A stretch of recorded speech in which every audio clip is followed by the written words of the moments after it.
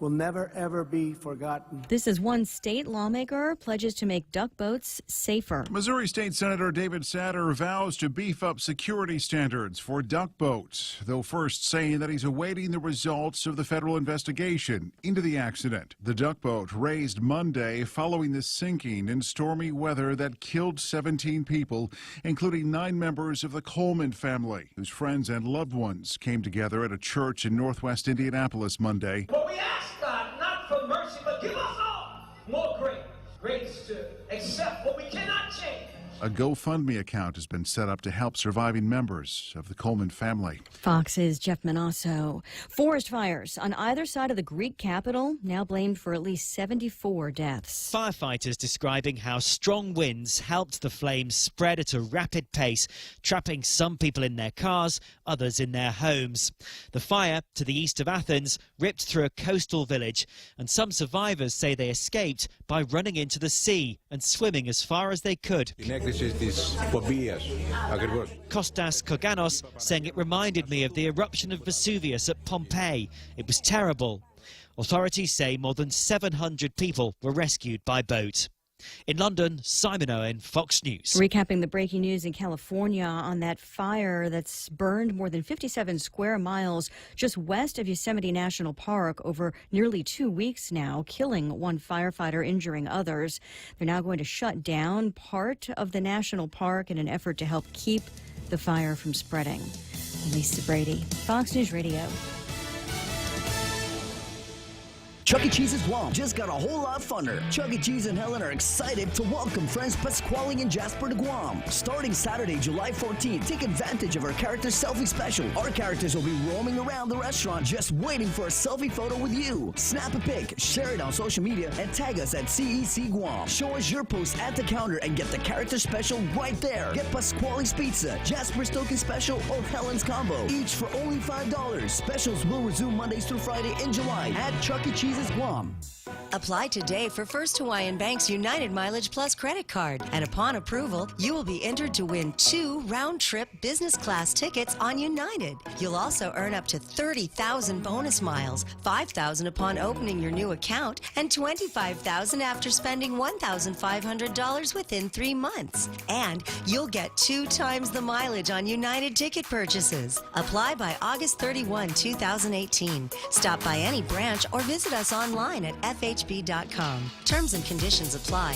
Sweepstakes starts on July 1, 2018 and ends on August 31, 2018. Open to legal residents of Guam and the Commonwealth of the Northern Mariana Islands aged 18 years or older. No purchase necessary. Void where prohibited. Visit www.fhb.com/United Sweepstakes for official rules and complete details. Member FDIC. At Micronesia Renewable Energy, values matter. So all of their solar energy systems come with guarantees and the most value. No shortcuts, all quality. It's giving you that solar energy system at the best price. It's using highly efficient solar panels with typhoon-proven racking, built by highly skilled local technicians, so your system performs and saves you money. It's total peace of mind all the time. Not all solar companies are created equal. For experienced quality solar, it's MRE. Call 632-2613. MRE, the smarter choice. Circle K has just made it easier to select products that are better for you and your healthier lifestyle. When looking for items that are low carb, low sodium, low calories, low sugar, high in antioxidants, or high in protein, just look for the easy to spot better for you labels so you can find these items at a glance. Come by and see for yourself. It has never been more convenient to fill up on anything and everything that are better for you. Circle K. Take it easy.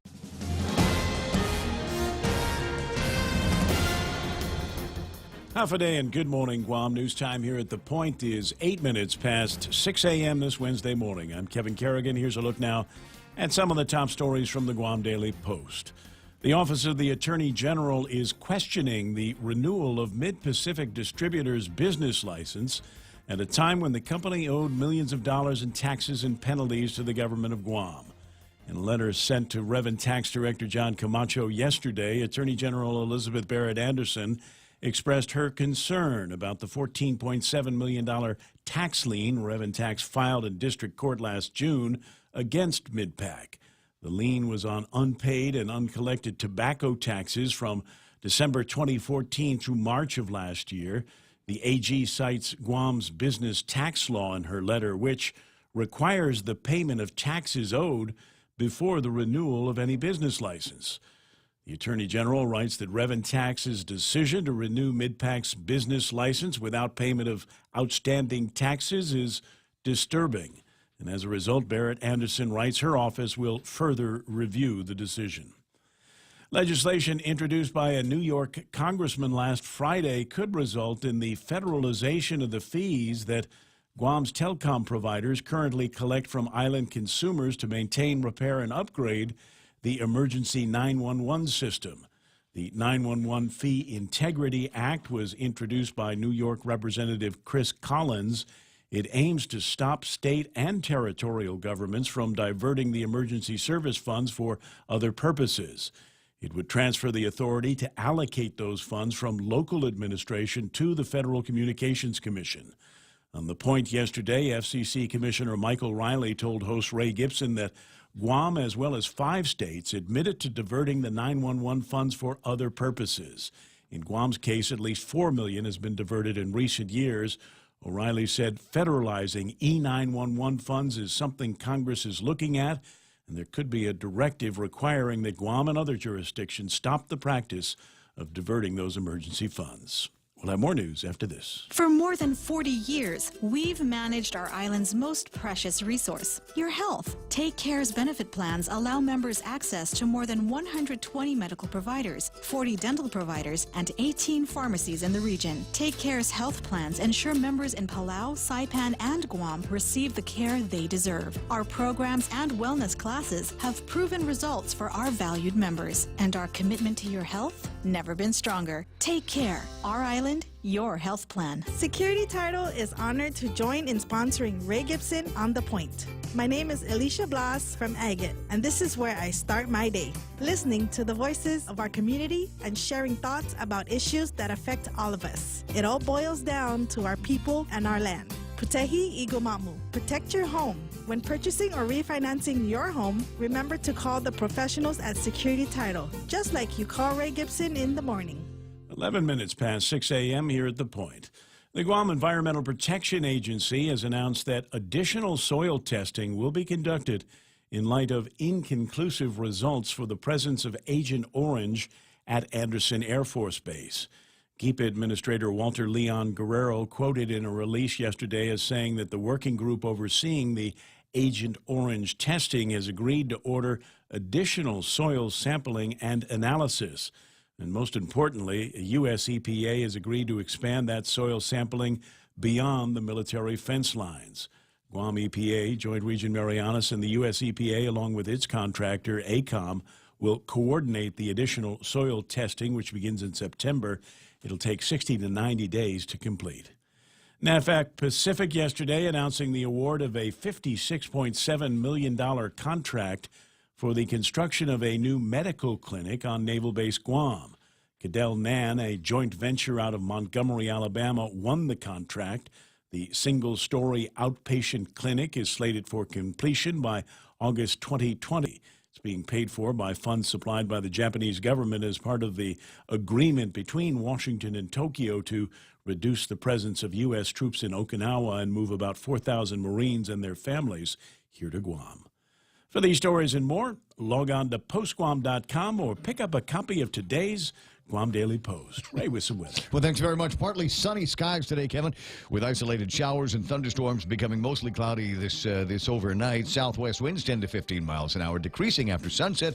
Highs about 88 degrees and overnight lows of about 77 degrees. Looks like we're back to regular old summertime weather around here. Sunrise this morning about 6:04. Sunset tonight should be about 6:50. I have not yet had a chance to put up the radar, but I know you've got yours handy. What's the thing looking like? You don't know either? Just not a whole lot there, man. The same as it looked like yesterday? Yeah. You can look at the sky. It's a picture of Guam, and then there's a cloud over here, and there's a cloud over there. Pretty much, that's it. Yeah, real isolated stuff. Most of the activity far to our northwest and northeast. we're in the middle in a sweet spot, I guess. So, yeah, just isolated showers today and tomorrow, and looks like improvement for the weekend. So all of that rain that they were talking about us getting, we're going to give that to the Philippines because, you know, we like to share. Yeah, not so much. Gotcha. 6:13 in the morning. That's news and weather together, brought to you by Bank Pacific, where others put branches, they place roots. What would you do with unlimited internet? With Docomo Pacific, the possibilities are endless. Docomo Pacific is throwing off the data caps so you can enjoy more of the things you love. Watch, stream, download, and play with no end in sight. Stop by any of our stores or check out DocomoPacific.com to learn more. Life becomes limitless with Docomo Pacific. Better together. Portions of the program brought to you by King's Restaurant. Where are you going for lunch today? May I suggest King's? It's Pork Sinigang Wednesday. That's what you ought to be thinking about. Tomorrow's meatloaf. Friday is beef tenactac. They got the pick 2 or 3 combos, so try that for lunch. That's what's working for you today at King's. In illness and in wellness, Calvo's Select Care is health care that is there for you. That's why over 80% of the Guam medical community places their trust and insures with us. We offer our members wellness and fitness programs for a healthier lifestyle and provide a comprehensive medical network on and off island to help members from unexpected illnesses. Contact Calvo's Select Care today for more information. I can tell by the comments on Facebook Live already, I'm not the only one. Providing solutions for complex real estate transactions, you need to be thinking about Security Title. Morico Equipment on EPAL Road is expanding. Morico now requires a dynamic individual with proven sales skills to join their heavy equipment parts sales team to do outside parts sales to new and existing customer accounts. A commission package, Morico vehicle, phone, and laptop are on offer. While sales experience is preferred, applicants must be highly self-motivated with excellent communication and time management skills and able to use Microsoft Word and Excel. Apply on MoricoEquipment.com. Morico Equipment LLC is now an employee-owned company. The Ray Gibson Show.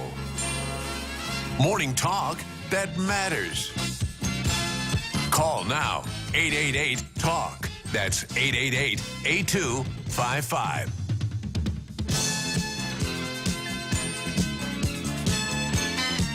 And let me just put the weather over here where I'll be sure to be able to find it in the next hour of the program. Hello, everybody. Welcome to the Ray Gibson Show on the Point 93.3 FM. My name is Ray Gibson. Excuse the mess. Excuse the mess. It's Wednesday, isn't it?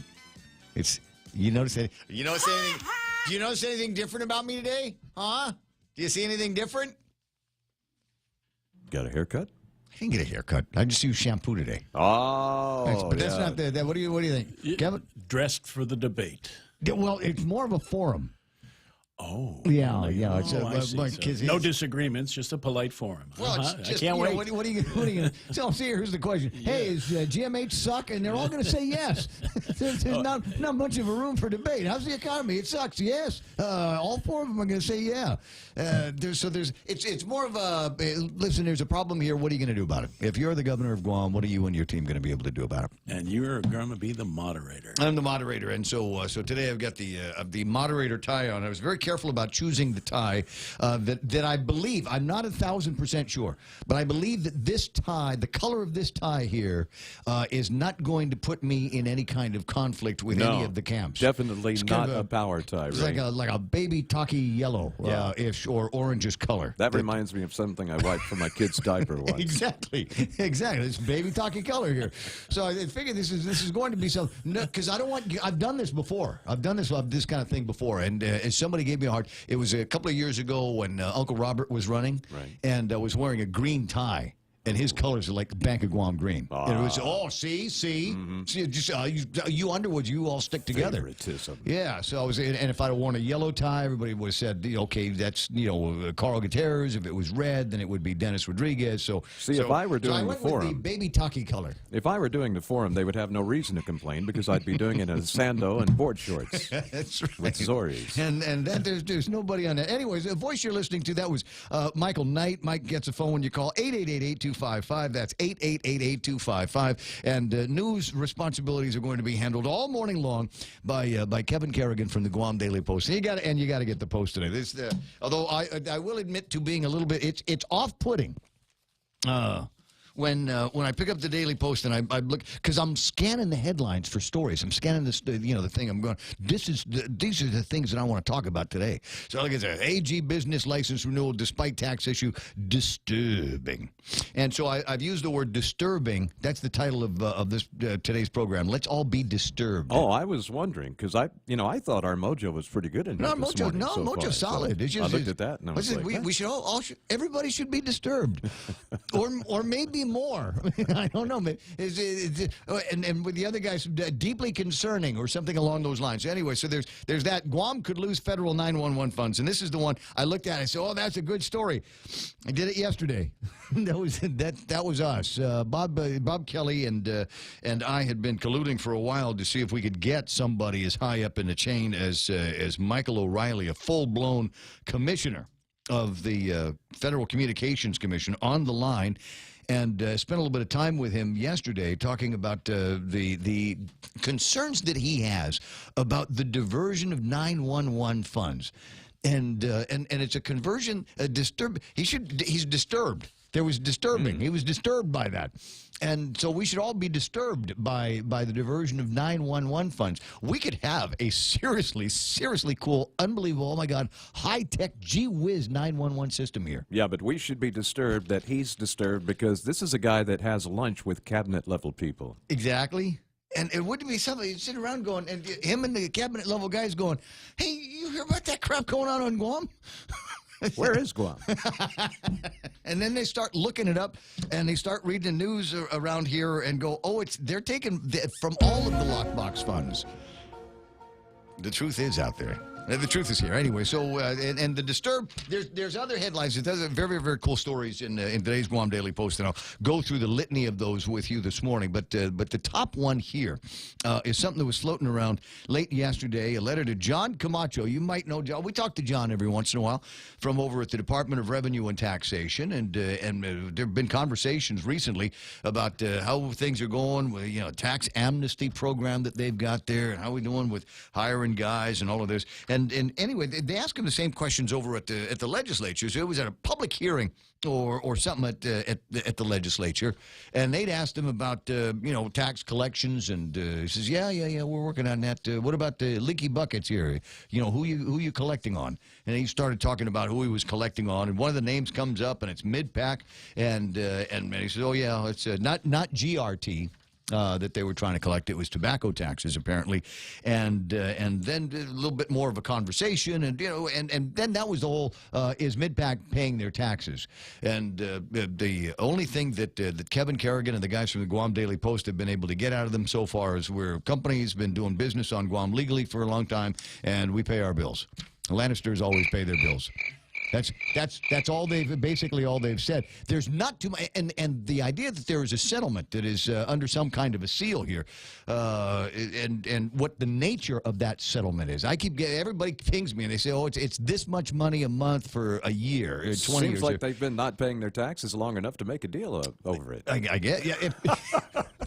If you never steal less than $1 million, my grandfather used to say.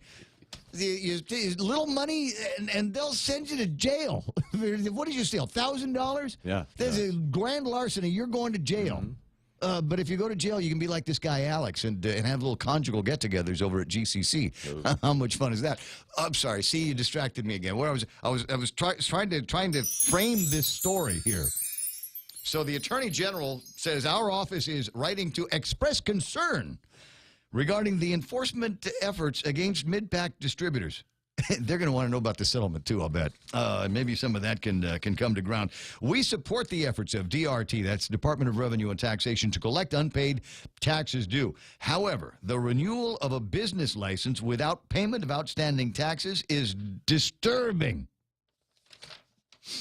giving cause for further review by our office. Get up, it's Jesus Day. They're disturbed there. It is our position that unpaid tobacco taxes should not be compromised through settlement. Ooh, there's a salvo. Wonder where that's going to be going. That caught me by surprise. Right? Yeah. Unpaid tobacco taxes should not be compromised through settlement. So the Attorney General does not want to settle perhaps for a lower amount than what may actually be due in these tobacco taxes. And there's a little bit more pressure. I mean, never mind just being able to keep the lights on in the government of Guam by collecting these and helping out the Healthy Futures Fund for Guam Memorial Hospital. There's more to it than that. And then she goes on to talk about how we're all involved with the 1998 Tobacco Master Settlement Agreement. And what that meant was that we can't sue the tobacco companies because they've made this gigantic settlement with everybody in the United States, and they'll just be making payments until the end of time. And so Guam gets like $2 million out of that. But if we're not aggressively reporting what we are collecting, like the 911 funds that we're apparently not reporting what we're doing here either, then they'll just say, well, you guys must be okay, don't need the money. We seem to be a little slack on paperwork here on Guam. Paperwork is hard, and we're not really computerized yet around here. We need the Office of Bureau of Information Technology. Than they have at GovGuam, any department of GovGuam. Yeah, it's like that. 888-8255, 888-8255. And it's time for us to say good morning, everybody. Sometimes you want to go where everybody knows your name, and they're always glad you came. You want to be where you can see our troubles are all the same. You want to be where everybody knows your name. There's a label on this tie. It actually says the color. It says Baby Taki. Welcome to the program. Melissa Salasakimoto. I see Juanita Machi is already on. Ron F. Zahi. There's Felix Rages. Nick Perlaski is thrilled to be back home. Lou Sanchez coming through with Auntie Lou. And you know what we can do later on? Tell Cy not to go too far away from the phone, because we'll talk to him about they apparently made a decision on whether or not they're going to be borrowing for the new power plant. It doesn't look like they're going to be borrowing for the new power plant. So we'll get the splains from him. Maybe talk a little bit about waste energy, because that's fun. Good morning, Carl Fukuda. Brad Hewitt is there. Did you hear Brad on the radio with Bob Klitsky yesterday? I missed that one. That rare call-in appearance from Brad. Wow. I see Beck Salazar, Jeanette, J.J. Cruz says, good morning, Ray, Kevin, and everybody watching and listening to The Point. Albert Eliason is registering his good mornings. Ed and Karen Untalon up early. I wonder, should I do the First Hawaiian Bank thing now? Where it all starts with normally I like to wait until the next hour, 7 o'clock in the morning, when I know for sure that they're on. But apparently they're there now. And who else is there? Evelyn Uggan. There's pretty Ashley Calvo Rodriguez, who I'll see today. I think she'll be over at the Forum watching her old man. There's Uncle Tedu, Jan Mabini. Good morning, Greg Karabrock. And Ray Gibson is checking in. Handsome fella. Mary Park, Lynn Vince, Bora Polino, Cousin Tommy is online this morning. Albert Eliason, referring to the tie as a choker on the neck. Yeah. Kevin and I both used to work for a company once upon a time where if you remember, you walk into the shop and you've got a tie, there was a bounty. There were people, there was guys like Ron Tangy. Remember Ron Tangy? Ron Tangy would walk around and so he'd cut your tie off. And there was like a $5 bounty. You take that to Lee Holmes and he'd give you $5. See, that'd be a problem if it were a $100 tie. Somebody's going to get punched in the nose. Yeah, those are interesting times, yeah, buddy. Carl and Jerry Gutierrez, who I will see today over at the Gizmo. Ken Leon Guerrero, Randy Kruger is online. Clint James. What a fun get together. Carl with the Cape Pangolin is already online. Heather and Charlene, Marcia So, Bobby Taitano. Who else do I need to say good morning to? Mo Cotton. It's great to have everybody online this morning, and don't forget, you can always chat with each other if you're not chatting with me on the line. And so if you guys see somebody that you want to talk to and just say, hey, hello, how you doing? Hey, Bobby, how's Johnny? You know, one of those kinds of, you're more than welcome to do that, because sometimes it'll happen. I'm just talking on the radio and just yakking, right? Just go with that walking through that stream of consciousness that I like to do. And unconsciousness. Or unconscious. And then I look over at the Facebook Live, and they're having more fun in the conversations than I am. Yeah. So try to include me every once in a while when you can. We should order some barbecue or something. Have them all stop by and grab a piece. Wouldn't that be fun? That'd be great. Yeah. We'll do that somewhere. One of these, we've got the technology that we can do. We've taken the show out of the studio at least once, and near as I can, we didn't break anything. So, we could probably end up doing something like that again.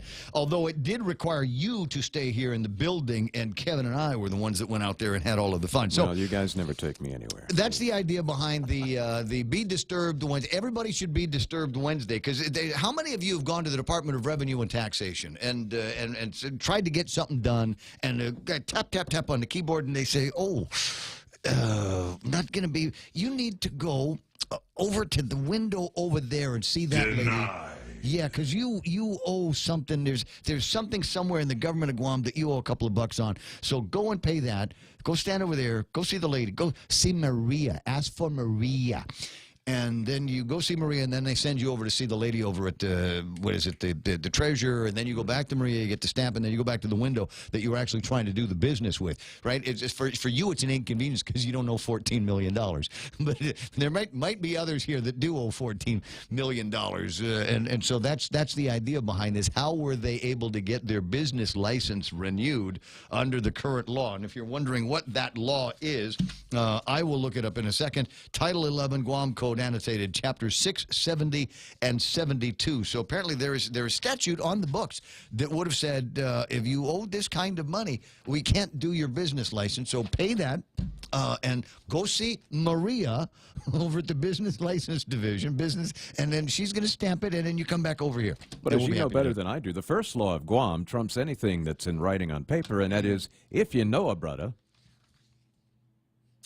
Mr. Calvo, just go ahead and sign off the paperwork. I'll be all right. You tell your cousin Eddie I say hello, okay? Sometimes it's as simple as that, isn't it? Sometimes it can be as simple as that. What else do we get to be disturbed about? Like I said, the 911 thing, we'll spend some time talking about that, and whatever else you think might be important here. We'll take a look at the weather before too much longer and the traffic before too much longer. But firstly, it's time for headlines from the Guam Daily Post. Here's Kevin Kerrigan. Half a day and good morning, Guam. In the headlines from the Guam Daily Post this morning, the Consolidated Commission on Utilities last night deciding to proceed with the bid for the island's proposed new power plant without an amendment, allowing the Guam Power Authority to take on part of the risk by seeking financing of its own. Commissioner Simon Sanchez had argued that it could be more cost-effective for GPA to take on some of the bond financing. However, commissioners last night ultimately decided that it'd be best to proceed as planned and have the winning bidder finance the plant's construction alone. A subsequent vote to approve the bid without the financing option attached was voted on. Only Sanchez voted against it. Commissioner George Bamba did not vote because his son is the managing director for IP&E, a fuel provider. 33-year-old Maverick Egnar and 45-year-old Chris John were charged in Superior Court yesterday following their arrest Saturday during the Liberation Day parade. They're accused of assaulting an elderly man and stealing a bag wrapped around his waist. According to the magistrate's complaint, the 64-year-old victim told police that Egnar snatched his bag from around his waist, and when he tried to get it back, he said Egnar hit him on the head and then gave his bag to a woman later identified as John. The report states that as the victim was recounting the assault to police, Egnar was standing behind him and yelled an obscenity and threatened to kill the elderly man. Egnar and John were charged with felony robbery and misdemeanor theft. Egnar also charged with disorderly conduct and public drunkenness. In Superior Court yesterday, presiding Superior Court Judge Alberto Lamorena warned Derek Baza Hills to stay off drugs, telling him he cannot continue to test positive. Hills was in court for a pretrial hearing. He's facing multiple drug allegations. In April, Hills tested positive for cocaine and opioid use while he was on pretrial release on separate theft and prescription fraud allegations. Then in May, he was arrested again on allegations that he posed as a police officer and extorted money from tourists on 4 occasions. Hills has pleaded not guilty to the charges. His next court hearing is set for August 15th. For these stories and more, log on to postguam.com or pick up a copy of today's Guam Daily Post. It's 6:32, and that's iConnect time. Why pay more when you can pay less for your push-to-talk and your mobile and your internet? iConnect, it's the practical choice. Family Finance has been serving the people of Guam since 1959, and they'll continue to be there for you in the years to come. Whether you're looking to get a personal loan for that summer vacation or paying off those long overdue bills, Family Finance has got you covered. Apply for a personal loan from $1,000 up to $3,500 by calling Family Finance in Hagåtña at 475-4545, Upper Tuon 647-5626, or in Dededo 633-4473. Family Finance has been serving the people of Guam since 1959. This portion of the Ray Gibson Show is brought to you by AP APL, that's American President Lines. APL is shipping the future. Hey, it's your stomach again. Subway has all new signature wraps, and around the water cooler, the other stomachs can't stop talking about them. Chipotle Southwest Steak and Cheese, Turkey, Bacon, and Guac, Rotisserie-style Chicken Caesar signature wraps. Listen, if I'm honest, as a talking stomach, I don't have a lot of life experience. But I do know one thing. These signature wraps are jam-packed with meat. So what are you waiting for? I'm growling over here. Subway, make it what you want. Looks like mostly northbound traffic beginning to build on Marine Corps Drive right now, and that's all right. Traffic trying to get from there onto Route 10A is also beginning to get a little bit heavy. As I'm taking a look at the traffic gizmo, traffic moving up to the intersection of 8, 10, and 16 on Route 8 is building up, and we've got a couple of places in Mangilau, north and southbound, where you might actually see a little bit of a snag. It's that intersection over by Route 15, I think, that is working heavy this morning. Must be everybody trying to get up to GPA and GWA to pay their bills. What have we got? Traffic moving into and out of the downtown Hagåtña area building, but nothing that's going to slow you down right now. In fact, the only place where I see any kind of just a smidge of slowdown looks like that area between 3 Squares and St. Anthony School. And it might be that intersection. Everybody needs to go and hit Payless or go to the Mega Drug Store or something like that. So whatever it is, that's what Wednesday morning traffic is looking like at 6:34 here on The Point.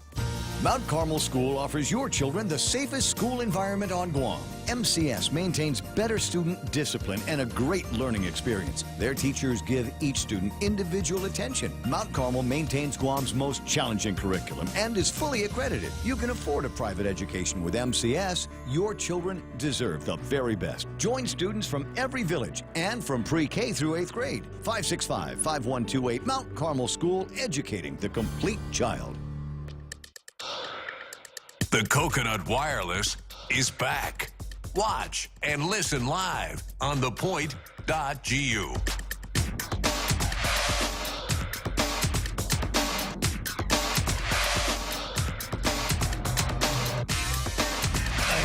Oh, so I just took it out. Okay, now it's gone. 888-8255. I did the little lower third thing with my name on it was blocking my tie. So I'd take it out. A couple of things, and thanks very much for the comments. There are not enough comments complimenting me on my tie. But, Kevin, there are a couple of people that are asking just what the heck happened to your hair. Who cares? You guys sit there and go, it's radio. We're doing radio, Ray. Yeah, except for the part that we're on Facebook Live. Anyway, 6:35 in the morning, 888-8255 is the telephone number around here. And I wanted to make sure that we had a chance to get to, because in my mind, this is kind of an interesting place to go. And as I've said many times before, always interesting to see what comes out of the Consolidated Commission on Utilities.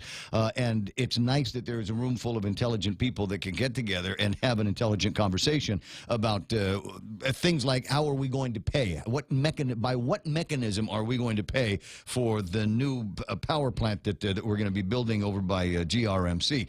And originally it was going to be build, operate, transfer, and the guy's going to come in and he's going to get his own financing, and then that's he'll build it with that, and we'll pay him back over the years with different fees. And as Simon said, it might be a cheaper way of doing that, where we get the money because we've got this incredible rating now. So we'll get the money, we'll get it at a good rate, and essentially, it'll be like we're getting this for a discount. Anyway, it doesn't sound like it worked out that way. Simon Sanchez on the line. Good morning, Si. Good morning. Nice tie, and at least Kevin has hair. Some of us would like to have some hair. Right? Hey, am I going to see you at the forum today? No, it's sold out, and I've been through, what is this, our 7th, 8th gubernatorial, and let me guess, 3-minute opening, 2-minute close, 20 questions, you got 1 minute to respond. I'm sure you've been through them. It'll be wonderful, it'll be informative, and I'll look forward to the media, and so, formal and social to comment on what happened. But, I'm sure it'll be good, and I know the chamber members are going to enjoy it. I'll watch it on. It's like a parade, huh? You've seen one liberation parade, you've seen them all. Yeah. I mean, this is all part of a dance, right? It is. But I'm looking forward to it. They did ask me. I was asking Catherine yesterday. I said, can I bring an empty holster? And so they actually had a meeting about that and said, nah. Yeah. Well, I think they're all going to promise world peace, full employment, and at no cost to anybody. Right, yeah. And then we're all going to say, I'm voting for you. The problem is there's 5 of you running, right? So the devil is in the details, which is, in fact, leads us up to what happened last night on at the CCU. First off, in this debate amongst the colleagues, just as you said, you've got Judy Gutherz, Chairman Duenas, myself, Francis Santos, and George Baum, and the community knows us all very well. 4 of us are former senators. Chairman Duenas has been involved in these kinds of processes for many, many years. And you're right, smart people get in a room and they debate things. You see it at the legislature, you see it on boards, and you've been seeing it on the CCU now for 16 years. And we have complete unanimity on using the build, operate, transfer model in which a private partner builds the plant, operates the plant, and then T transfers it back to GPA. And this is where you repay the partner for the money they advanced to build the plant. You repay them, and over 25 years. And after 25 years, GPA then owns that plant. So it's worked very well. We've had 3 build, operate, transfer agreements that helped us end load shedding blues. We've paid off 2 of them, and the 3rd one is paid off in January. And so we love the model. And the 5 of us, well, Commissioner Obama had to recuse because of a potential conflict, and he's been very good about that. And the 4 of us that remain to settle this issue, we completely agree on everything else in the build, operate, transfer model. The debate was whether we should include this flexibility clause, the option to use cheaper financing if it existed. And, Commissioner Santos and I wanted to have it considered. Chairman Duenas and Commissioner Gutherz, had reservations and some very valid concerns. And, at some point we had to make a decision because the clock is ticking. We need to build this plant. And we knew that. And we knew it was, and John B. and the team had gotten the procurement ready to be approved by us. And so we can send it to the PUC so that they can approve it. And then we can issue the procurement to those 7 remaining bidders and say, put your best foot forward and who's going to be our partner. And so that part, that's where there's complete unanimity. And despite our disagreements on this financing flexibility policy, and there were some, excitable moments between us in the debate.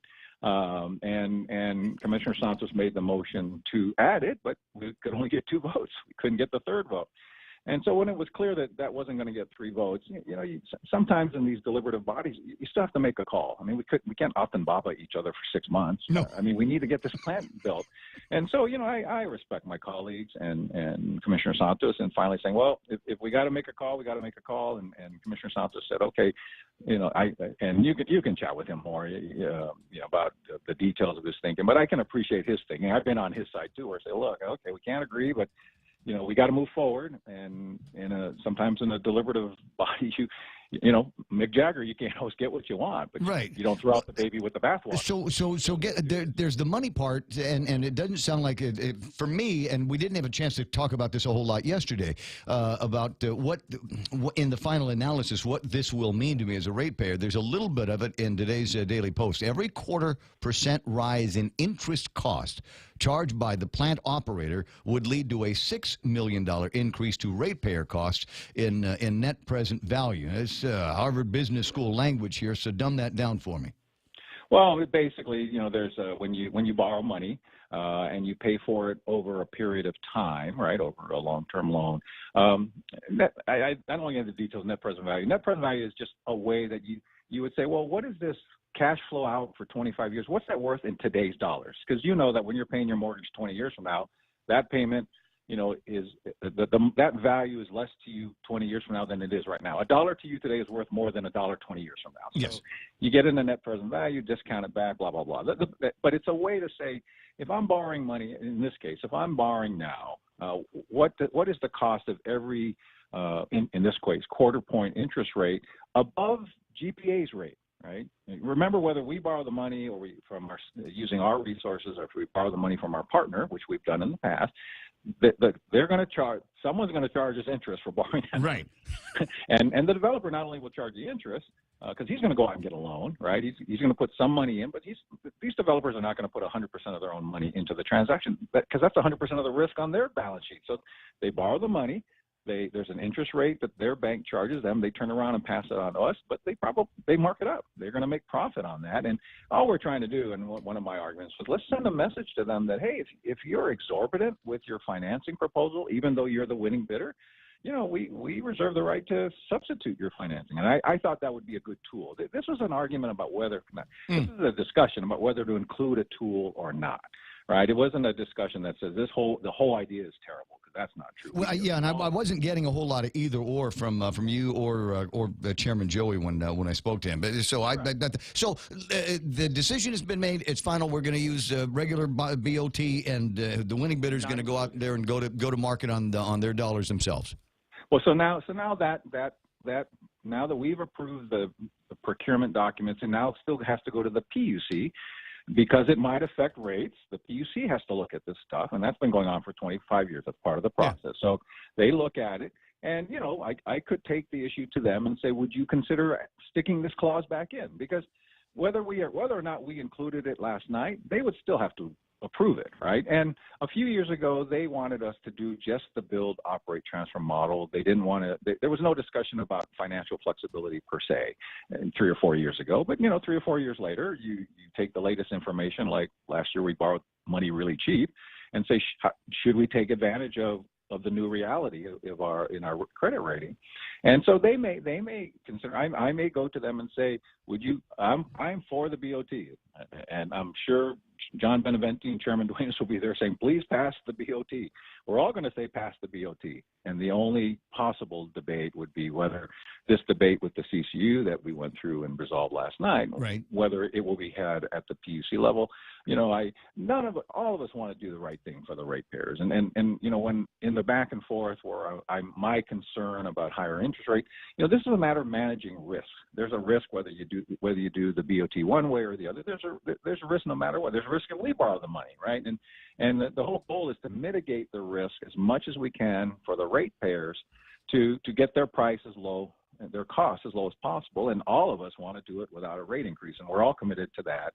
And this was a debate over whether this tool would help us achieve that goal of not having a rate increase and still build the new plan. Because it's possible. We're going to be close. I see where you're headed, and so we'll watch what happens now with the PUC. Now the commission has acted. We'll take it to the PUC and see if they will take it up or say no. We'll stick with what we got, what we know. And I don't necessarily have a problem with that, because I think maybe there's as you said, we've got this nice rating now for the Guam Power Authority. Let's go build something else. So now there's this whole what do we do? The arbitration now with the waste to energy guys, GRRP, and the government of Guam are going to go back into arbitration, TATLU, and maybe something will come out of this one way or the other, and we might be able to explore waste to energy for Guam. And as has been said many times, there was a lot in the detail work that people had questions about, but the idea itself of using incineration as a means to make electricity is, in its face, not a bad thing. So can we take our great credit rating out and buy ourselves a waste energy plant if the arbitration moves in the right direction for GPA? Well, it's quite possible, but as you know, GPA is not a party to this litigation. This is really between GRRP and the government of Guam and GITA, and as you've been tracking this forever. This has been stuck for a long time. There's a law that says you can't even do it, and yeah, but it's repealable. Eight guys can change that. True, but that's so right. So Gov Guam has to think about that. But I think the concern I have for us as a community is, we're filling up the cells that we built when we built Luzon, and you then need to build new cells to accept new trash. And in land-strapped communities like Europe, like Japan, like Taiwan, waste to energy is a way to push off building cells where maybe you're having to bury ash, but you're not having to bury tons of trash. And because every new cell is like $30 million. Yeah. And so I'm worried about the tipping fee part of the equation, that if we could somehow find a way to resolve this dispute between the current license holder and the government of Guam, and of course Judge La Morena is ordering them. They were hoping to craft legislation that they could take to the legislature to resolve this legislative ban. And I don't know much of the details, but just reading the story, listening to Bob Klitzky and kind of following it, that's what I think they're trying to do. So I mean that has to be done. And we're not a party to it, but having said that, the best entity to be involved in doing a waste-to-energy solution, or I'd say the two best entities, would be the Guam Solid Waste Authority and the Guam Power Authority. We're the experts on it. We know what we're talking about. And I think we could come up with an approach. I'm confident GPA knows how to procure generation, whether it's waste to energy, whether it's combined, LNG, whether it's this new plant, or the ones we just finished paying off. We're good at that. So we can solve the problem once we can get over this legal issue as to the status of the license, because no one's going to bid, and we wouldn't even put out a bid when it's not uncertain what exactly this license means, and then you have this ban anyway. So those have to get resolved before we can, as you said earlier, the concept of waste energy, that no one has a conceptual disagreement. We can't get to that part because of the legal things that are going on now. And I hope, kind of like last night, I hope it comes to a point where we can resolve it. So then we can then have, okay, if we can do waste to energy, what's the best way to do it?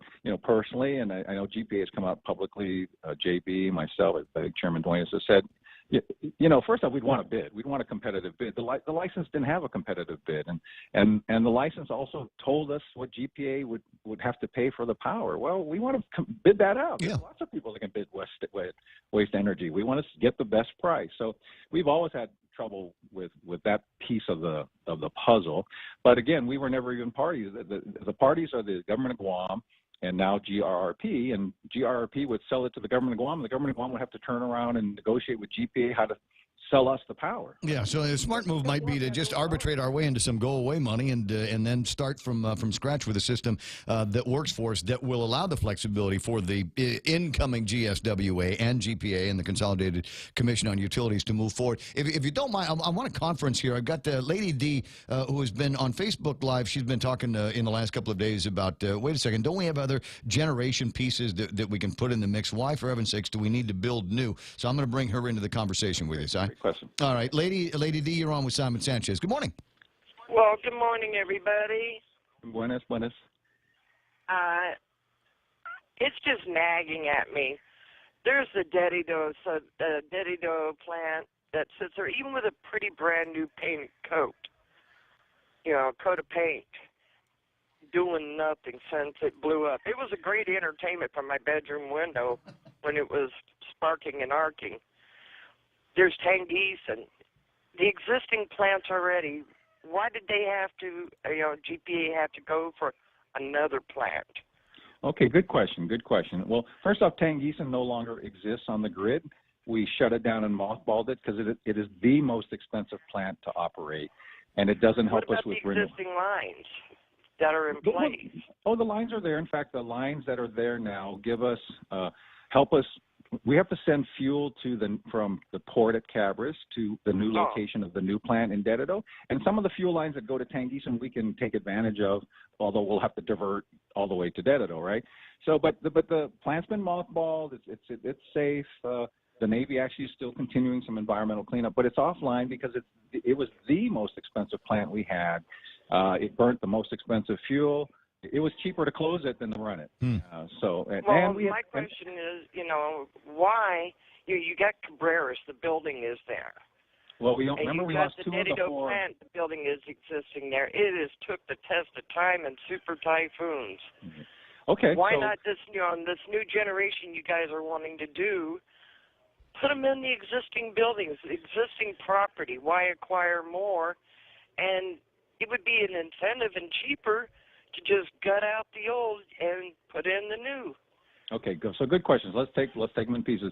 The Dedido CT plant you're talking about is back online, and we use it for our system, and we use it mostly at night when we have our most demand. But it's only 20 megawatts, and the island needs 270 megawatts at night to operate. So by itself, it's already working, but it doesn't give us enough power. So the good news is it is available to us. We use it, but it's not going to give us the amount of energy the island needs. Remember that we had an explosion that took out 80 megawatts in Cabras. There used to be 4 Cabras units. Now 2 of them have been lost, and they were our 2 most efficient units. We need those units to give you enough power at night. So we had to replace that lost capacity. And we have the other two Cabris units, they're as old as me and John Beneventi, which is very old. They're not I've been fuel here for efficient. 36 years, and Well, they're older than you. do not Yeah. admit to age. We're getting younger, not older, okay? Well, I'm admitting to my age. But anyway. But it's like wine. It still holds up, you know. Amen. It's like an old rooster. You can't beat that old Yeah, geezer. yeah. Well, amen. But the challenge is to keep those two Cabris 1 and 2 online. They're not fuel efficient. They don't work well with renewables. And because of their age, we have to keep putting money into them to keep them running. And it would be cheaper to just build a brand new, more fuel efficient plant, a plant that uses different fuels that can be cheaper than the fuel we're burning now. So we use less fuel and we could use cheaper fuels. And it allows us to bring on renewable energies that doesn't use any fuel, right? It allows us to move in a direction where we reduce our dependence on oil, which is the worst part of our power bill. That's the part that goes Well, up I've and always down. hollered, you got an ocean around us with current. Why not use that? You know, they use it in Scotland and various other places, and that's free. Well, it's not free because you got to build stuff to grab the ocean current and Well, use of it. course. Well, you do we've have looked to, at it. but- We've looked at it, and for Guam, it's not going to work for us. Or to make it work would be very, very expensive. It would be cheaper to do what we're proposing. So we've looked at it, and in our collective opinion, and this is over years of review between the CCU and GPA, even before I came, we always knew that there would be a time to retire Cabris 1 and 2. We were hoping 3 and 4 would last longer, but God intervened and said you can't use them anymore, and we need to replace all of that. So what's the best way to replace it? Well, we wanted to replace it with a plant that uses less fuel, burns cheaper fuel, and allows us to bring on more renewables. Because Cabris 1, 2, 3, and 4, they're not designed that way. They were built when renewables weren't the thing. They were built when oil was cheap. Yeah, so it's like your I mean the cars in I'd the like 50s to were totally nice get cars. off the grid. It's so expensive. I walk around in the dark at night because it's so expensive. Well, that's an option now that you can do that you couldn't do 50 years ago, but you got to buy I ain't a taking solar a second system. mortgage out of my house to get off the grid. Lady D, we should put you in the Consolidated Commission on Utility. You need to show up at some of those meetings just to keep it lively. Hey, guys, I do have to break away, but I also wanted to ask one more question. go. What are you going to do with those plants when you put that one over there next to the new hospital? What are we going to do with Cabris 1 and 2? We will shut it down. And we All will the shut that. Cabras? Are you going to sell it, dismantle it, clean it up, and sell it, or? No, what? no one's There's going to buy the it. Dedido and Tangeeson. No one's going to buy a 50-year-old used generator. We're going to we have the space. We could use the space in the future for other needs. But right now, you asked a good question earlier. Why don't we just put the new plant back where Cabris 3 and 4 is? The problem is the new plant needs more space than is available at Cabris 3 and 4. And we can't, and we need to keep Cabris 1 and 2 on while we're building the new plant, so we couldn't close Cabris 1 and 2 either. So, life doesn't give you perfect choices, and you make the most economic one you can. Now, finally, somebody answers all my questions. There you go. Nagging the daylights out of me. Okay. It's been eating at her brain for days, and thanks. I appreciate the idea of getting you guys together. D, I'll talk to you pretty soon. Si, I appreciate your time as usual. Good day. I will. Thank you, D. Thank you, Ray. Have a good day. Thank you. All right, guys. Have fun at that forum. Whee! It's going to be crazy, I tell you. Well, that was a lot of Simon. It's 6:56 in the morning, and this is the Ray Gibson Show on the Point. That's not the only thing, obviously, we're going to be talking about.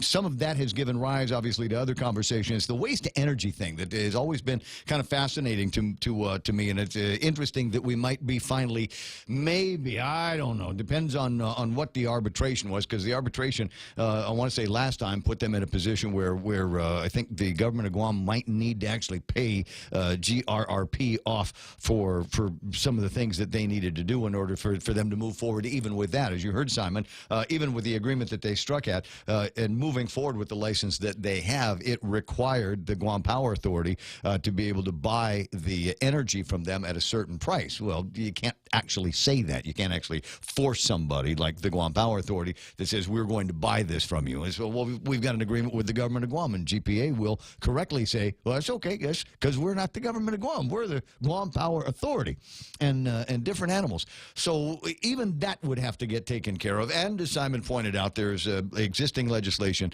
that says waste energy is bad. Baba, waste energy, it's no good. Some of that might have had everything to do with the personalities. I know that there were at least a handful of people that had some serious environmental concerns about but it's going to make smoke and there'll be dioxins. Everybody will get cancer and there'll be downwinders and all of this stuff. Trust me, the waste energy plants and the systems they've got out there have got the same regulatory compliance pressures from the EPA and the federal government that all of the plants that we've got now are working on. So I don't necessarily consider that a major issue anymore. Not in 2018, and not considering what we've learned about it. Heck, go to Facebook. There's some fake news in Facebook, but there's every once in a while, because there's self-hating, America-hating Americans that say, yeah, we suck here in the United States. You need to go to Finland and see how they do it there. You know, this is how they deal with trash in Sweden or wherever. And it's always somebody lighting a piece of paper up on and making steam and making that to make electricity. So if even the millennials on Facebook are getting it, then maybe it's something that we need to look into. About a minute and a half before the end of the program, and got a note from a buddy of mine, and he's referring to, and maybe that's why today's forum is going to be so important. I wonder if at today's forum, maybe I should be prepared for fireworks. Maybe I should wear my flame suit. Maybe? And I don't mean like that kind of flame. I'm not talking about that. Maybe... What's the matter, Mike? Am I too real for you, bro? Is that what's happening? But the flame retardant suit, his suggestion is, and this is a good policy wonk, his suggestion is that it is among the Democrats, maybe not even maybe all five, about a dead heat between them. Look, Ray's going to get a walk through the primary. We know that. But the other four, the Democrats, somebody has got to establish some kind of a lead or dominance, and apparently that hasn't happened yet. It's such a dead heat. They're trying to attract Republicans. That is right here. Again, you guys, y'all want to come under our tent? You don't need to vote for Ray. Come under our tent, and let's see what happens. So I'm wondering, maybe today is going to be the day. Maybe the forum is going to be the light-off of the can it possibly get any dirtier campaign. I think everybody just wonders if you'll instigate it.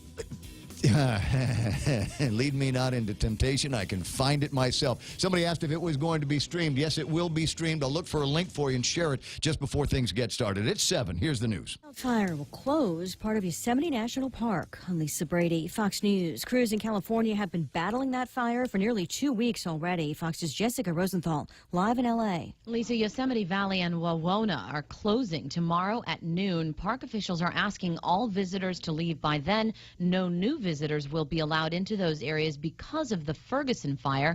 A major highway in and out of the park had already been closed, along with a number of campgrounds. The fire started nearly 2 weeks ago, but firefighters have been struggling with it because it's burning in such steep terrain that in many areas is inaccessible. Just yesterday, friends and family gathered for a memorial service to honor Brandon Varney, a bulldozer operator who died while fighting this fire just a couple of days after it started. Lisa. Thanks, Jessica. President Trump vows to keep fighting for better trade deals, but acknowledging now it could take some time. You got to stick it out. We got to fight it.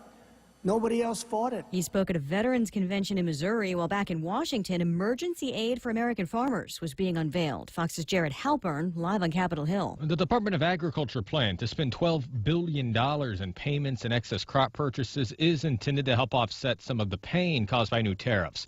But Kansas Republican Senator Jerry Moran says it's not a long-term answer for farmers in his state. And the problem becomes how long then can you go in this compensation, which I can't imagine will meet the needs of farmers. Iowa Republican Senator Chuck Grassley calls the move encouraging for the short term, but says farmers need markets and opportunity, not government handouts. Lisa. Jared, late word that former Disney star turned pop singer Demi Lovato is hospitalized for a suspected overdose. TMZ reporting it's heroin. No independent confirmation yet. The 25-year-old has struggled with substance abuse for years, recently releasing a song called Sober about falling off the wagon. Fair and balanced.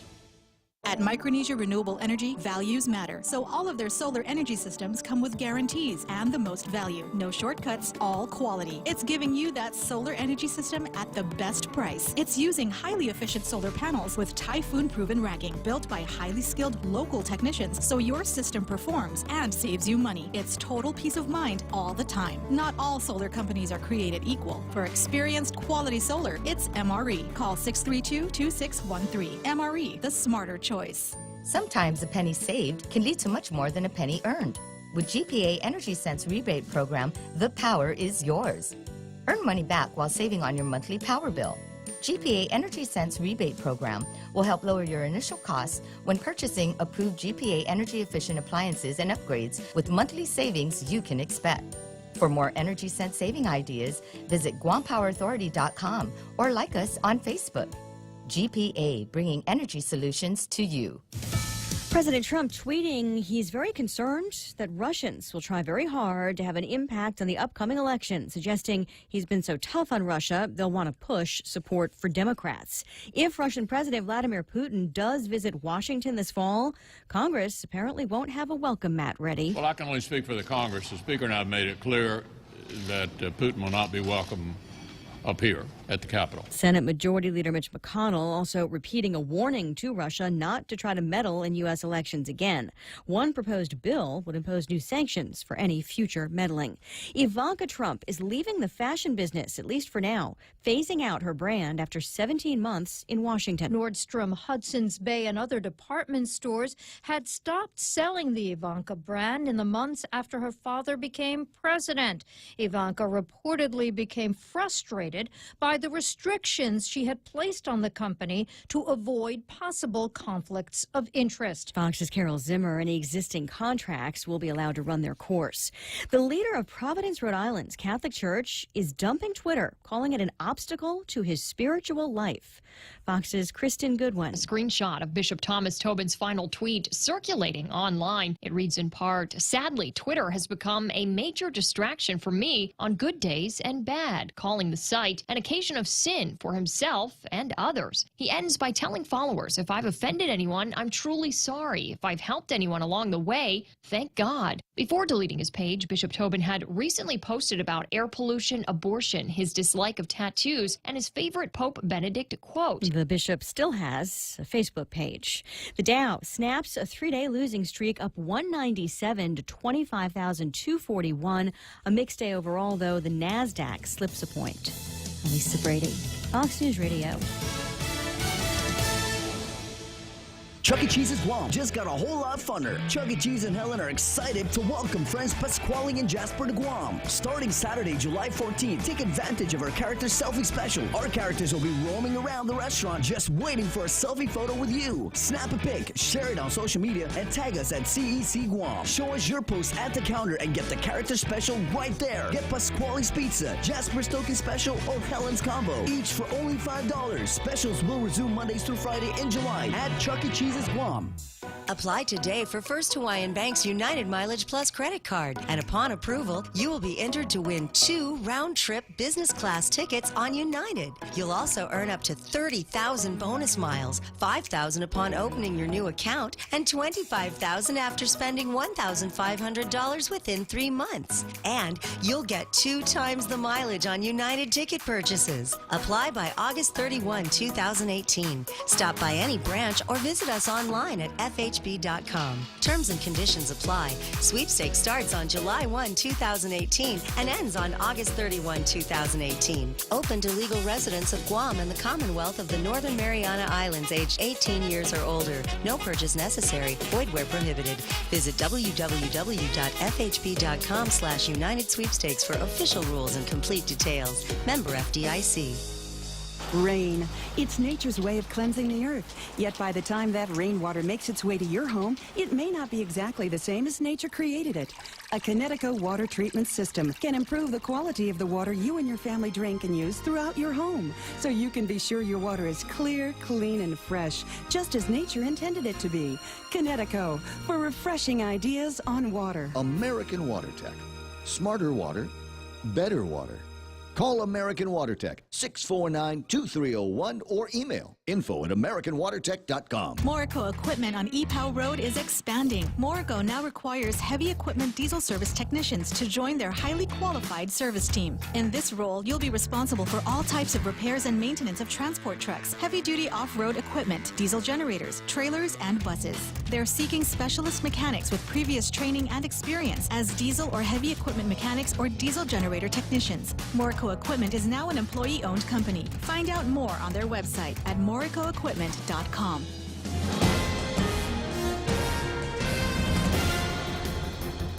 Half a day and good morning, Guam. News time here at The Point is 8 minutes past 7 a.m. this Wednesday morning. I'm Kevin Kerrigan. Here's a look now at some of the top stories from the Guam Daily Post. The Office of the Attorney General is questioning the renewal of Mid-Pacific Distributors' business license at a time when the company owed millions of dollars in taxes and penalties to the government of Guam. In a letter sent to Revenue Tax Director John Camacho yesterday, Attorney General Elizabeth Barrett Anderson expressed her concern about the $14.7 million tax lien that Revenue filed in district court last June against MidPac. The lien was on unpaid and uncollected tobacco taxes from December 2014 through March of last year. The AG cites Guam's business tax law in her letter, which requires the payment of taxes owed before the renewal of any business license. The Attorney General writes that Revenue decision to renew MidPac's business license without payment of outstanding taxes is disturbing. And as a result, Barrett Anderson writes that her office will further review the decision. Consolidated Commission on Utilities last night deciding to proceed with the bid for the island's proposed new power plant without an amendment allowing the Guam Power Authority to take on the risk of seeking financing for part of the cost. Commissioner Simon Sanchez had argued that it could be more cost-effective for GPA to take on some of the bond financing, and he offered an amendment to allow GPA the flexibility to do that. However, commissioners ultimately decided that it would be best to proceed as planned and have the winning bidder finance the plant's construction on their own. The vote to approve the bid without the flexible financing option passed, with only Sanchez voting against it. Commissioner George Bomba did not vote because his son is the managing director for IP&E, a fuel provider. We'll have more news after this. I want my baby back, baby back, baby back, baby back. Chili's Rib Fest is back. You can get saucy with their fall-off-the-bone, slow-smoked half-rack of ribs for $10.99. Available in original, roasted garlic, or honey chipotle flavors. Served with home-style fries. Add an additional half-rack of ribs for just $7. Low and slow is the key to more flavor. Chili's Rib Fest for $10.99. Available for a limited time. Chili's. More life happens here. You know, the kids are back for summer break, and our internet just can't keep up. I'm trying to stream, and the kids are Fortniting. I'm Fortniting too. Everything's under control. I bundled our internet and wireless services with Double Play from GTA. That sounds expensive. But it's not, because we signed up now. The first month is free, and we can save over $500 over the first year. That's a good deal. Now let me have that remote. It's my turn to choose what I want to watch. GTA, your island, your network. 11 minutes past 7 a.m. here at The Point. Alex Castro, a mixed martial arts fighter who is serving time in prison, has been punished by the Department of Corrections for breaking the rules that allowed him to participate in a prison study program at Guam Community College. Department of Corrections Director Tony Lamarena yesterday said a video recording of Castro on the GCC campus shows him using a laptop and making gestures at and touching a woman. Another video captured by GCC's closed-circuit system showed Castro in a simulated sex act with the woman. The woman was not a student at GCC, said Lamarena. Said the behavior did not result in a report to police because the woman wrote a handwritten letter to the DOC disciplinary board that she was not assaulted. Castro's punishment was the removal of his privileges to take part in the prison study program that allowed him to attend some classes at GCC. He was sent back to the prison halfway house following a brief stint back in the Manilao prison. 33-year-old Maverick Eknar and 45-year-old Chris John were charged in Superior Court yesterday following their arrest Saturday during the Liberation Day parade. They're accused of assaulting an elderly man and stealing a bag that was wrapped around his waist. According to the magistrate's complaint, the 64-year-old victim told police that Eknar snatched his bag, and when he tried to get it back, he said Eknar hit him on the head and gave his bag to a woman later identified as John. The report states that as the victim was recounting the assault to police, Eknar was behind him, yelling an obscenity and threatening to kill him. Eknar and John were charged with felony robbery and misdemeanor theft. Eknar also charged with disorderly conduct and public drunkenness. For these stories and more, log on to postguam.com or pick up a copy of today's Guam Daily Post. Here's Ray with a look at weather. It's summertime weather here. Partly sunny with isolated showers and thunderstorms, becoming mostly cloudy overnight. Southwest winds 10 to 15 miles an hour, decreasing after sunset. Highs today about 88 degrees. Overnight lows near 77 degrees. And what time is sunset tonight? 6:50. And have you noticed the crowds are gathering at some of the best sunset spots on Guam in order to capture some of this stuff. And if it's good, post them on the Facebook. We like seeing that kind of thing. Sunrise tomorrow morning about 6:04. That's news and weather together here on The Point. In illness and in wellness, Calvo's Select Care is health care that is there for you. That's why over 80% of the Guam medical community places their trust and insures with us. We offer our members wellness and fitness programs for a healthier lifestyle and provide a comprehensive medical network on and off island to help members from unexpected illnesses. Contact Calvo's Select Care today for more information. Portions of the program brought to you by King's Restaurant. It's pork sinigang today because it's Wednesday, and everybody should be disturbed Wednesday. If you're disturbed, nothing better than pork sinigang to undisturb you. So that's what I want you to try out for lunch today at King's. From September 17 to September 19, 2018, the Archdiocese of Agana will be conducting settlement conferences with victims of clergy abuse. If you have a claim and want to meaningfully participate in the September settlement conferences, call Hope and Healing Guam at 1-888-649-5288 before August 1st, 2018. All conversations with Hope and Healing Guam are confidential. If you have filed a lawsuit against the Archdiocese, you are already included in this settlement process. Right. Portions of the program also brought to you by my friends Ed and Karen Untalan from First Hawaiian Bank. Actually, it's just Ed. I think Karen just goes there to see if, do we have coffee in the lobby today? Okay, good. First Hawaiian Bank, where it all starts with yes. Say hello to high-speed data on the widest 4G LTE network in the Marianas. We've just upped your prepaid data, so make your big plans bigger with 1 gigabyte of data per day. Bigger prepaid data for your big plans that just keep getting better. Enjoy high-speed data and unlimited local talk and text on the widest 4G LTE network in the Marianas. Text LTE to 3282, select a plan, and enjoy 1 gigabyte of data per day. Docomo Pacific, better together. Some conditions apply. Morning talk that matters. The Ray Gibson Show. Any speaker, anytime. Call now. 888-TALK. That's 888-8255. How did you get so lucky? Can I just ask the listener of this radio station, how did you get so lucky? So, and this, let me preface it by saying this. You realize that I'm a tiger and a Taurus. You know, the Asian zodiacal sign is the tiger, and I'm a Taurus. You know, I'm not going to say that it's rare, right? Because I'm sure that applies for a number of people over the decades into millennia. But just that I am here being a tiger and a Taurus for you has got to be an insanely good thing, and lucky for you. But you are also lucky because every once in a while, I mean, we got the extra point with Jerry Roberts, and every once in a while we get Jerry Roberts in the studio live. So, like, yesterday was extra Jerry Roberts with the Daily Post, and today it's Jerry Roberts in the studio to do Extra Point Live. This is spectacular. I missed you. And Kevin Kerrigan is here. So I'm going to take advantage. I just want to, the Dow Jones is at 25,241. NASDAQ is down, and the S&P 500 is up by 13 points. I haven't looked at TAPIS yet, 68.76 if you're buying West Texas. Okay, that's the market report. Because I want to wrangle you guys in here. Facebook Live gave an interesting question and was asking, I want to make sure I've got the phrase right. Hold on. It was there a second ago. Now it's scrolled out from where it was. The question was basically of all of the governors that we've had, who's had the worst last year? What do you think? Ricky Bradalio. Yeah.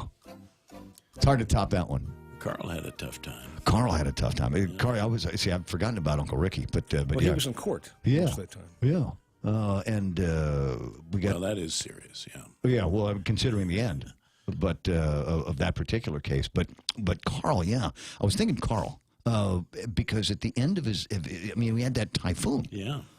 And it was a bad typhoon. The worst. I think it was the worst one since Karen or something, since Pamela, and the damage was immediate, and it had a long impact. You remember there was no gasoline to be bought on the island because of the fire down over at the port, and I thought that was this is a tough way to go out. It didn't matter what he had accomplished the 8 years that he was in there. It's just that last couple of months, no gasoline, and we went into that ration mode, and the ad hoc busing system that we had, and then the recovery, and all of that happening while there was a transition. Now all we're worrying about is money.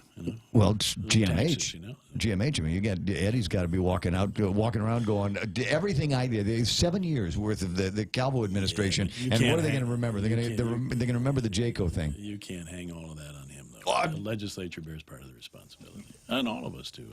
Not me. I paid my bill. I paid my bill when I went to GMH, and so which poses the question: why would anybody want that job?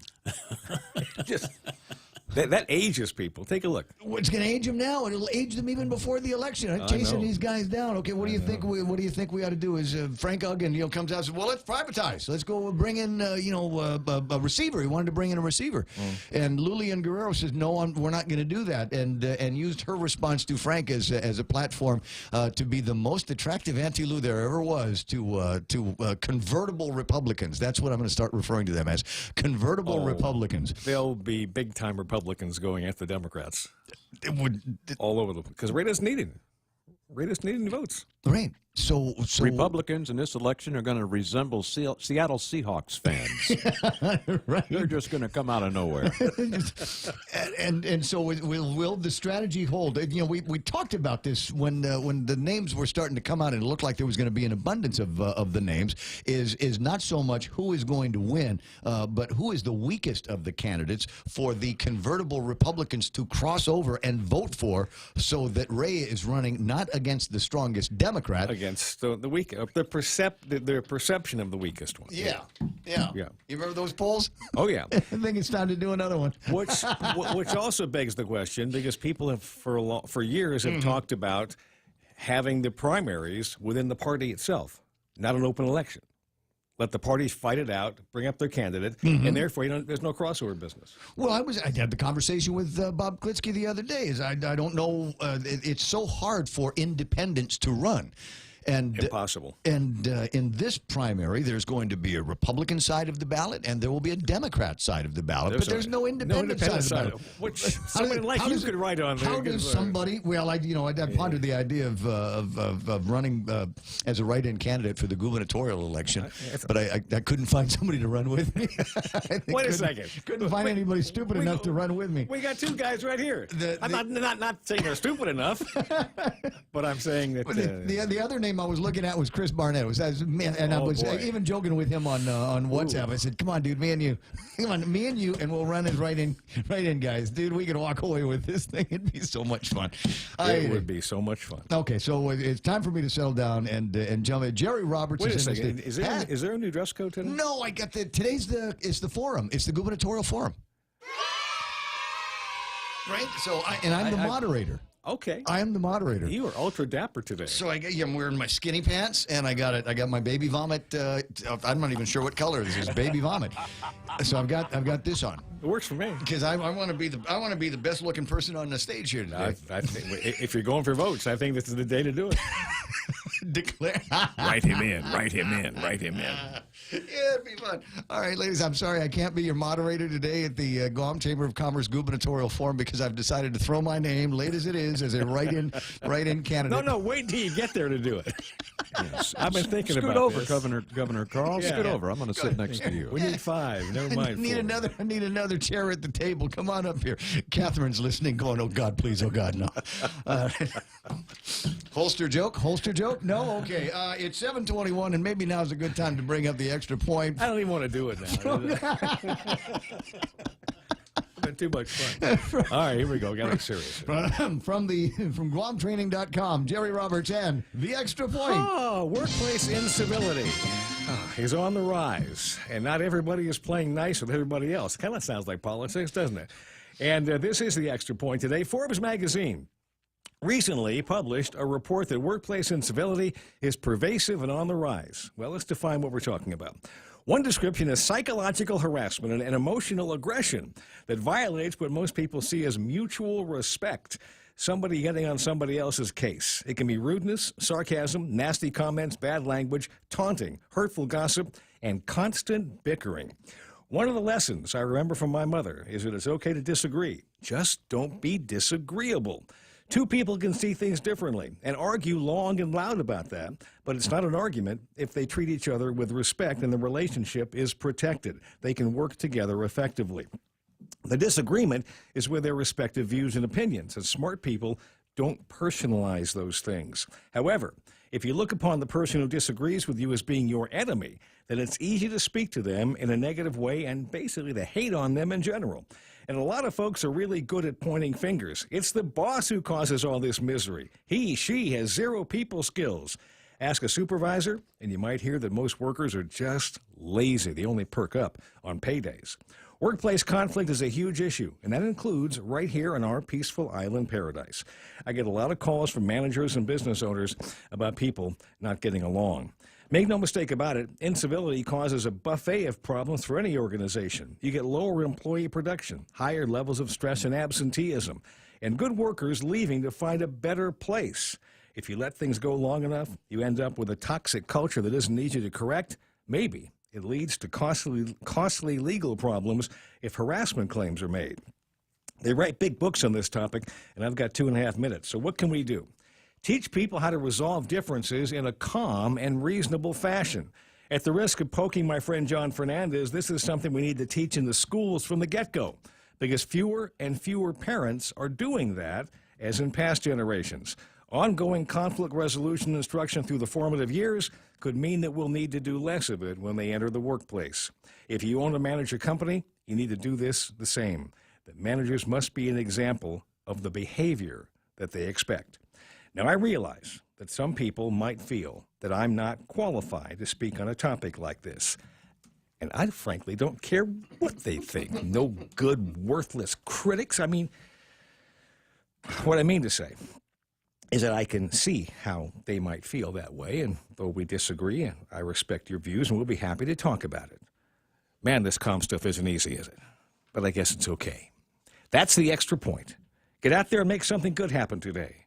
For 93.3 in the always civil Ray Gibson Show, I'm Jerry Roberts. Can you not just fire if you got a conflict in the workplace, you know, between somebody that can you fire the one that sucks? Absolutely. Okay. It just depends. Can you identify the one that sucks? Is it the one that's not making enough money or is costing the company too much? Oh, well, now you're getting into areas that your father would have talked about. Yeah. Because that gets you into potential problems. Now I'm getting very nervous. difficult. Ooh. Yeah, well, Pop would say, make it look like an accident. I'm getting a new clipboard, man. Is what Carry the it old man everywhere. would say about all of that stuff. 7:25 in the morning. Daryl Taggarty says, I woke him up with the independent write-in trial balloon thing that we were talking about. 888-8255. Will do I have time for a quick cheers? Because it's like a whole gaggle of people have joined up in since the last time we did it. Sometimes you want to go where everybody knows your name, and they're always glad you came. You want to be where you can see the troubles are all the same. You want to be where everybody knows your name. Oh, there's just unholiness here on the radio. Somebody put some makeup on JQ's head. The glare is distracting. Who wrote that? Mark Cruz wrote that. I'm sorry.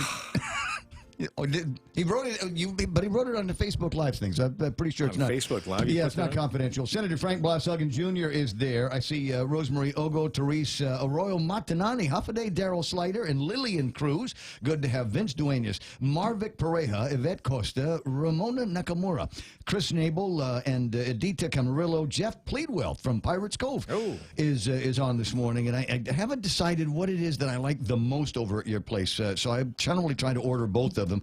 I like the. He's got fried parrotfish down there, and the burgers, of course, with the Pirates Cove stamp on them to die for.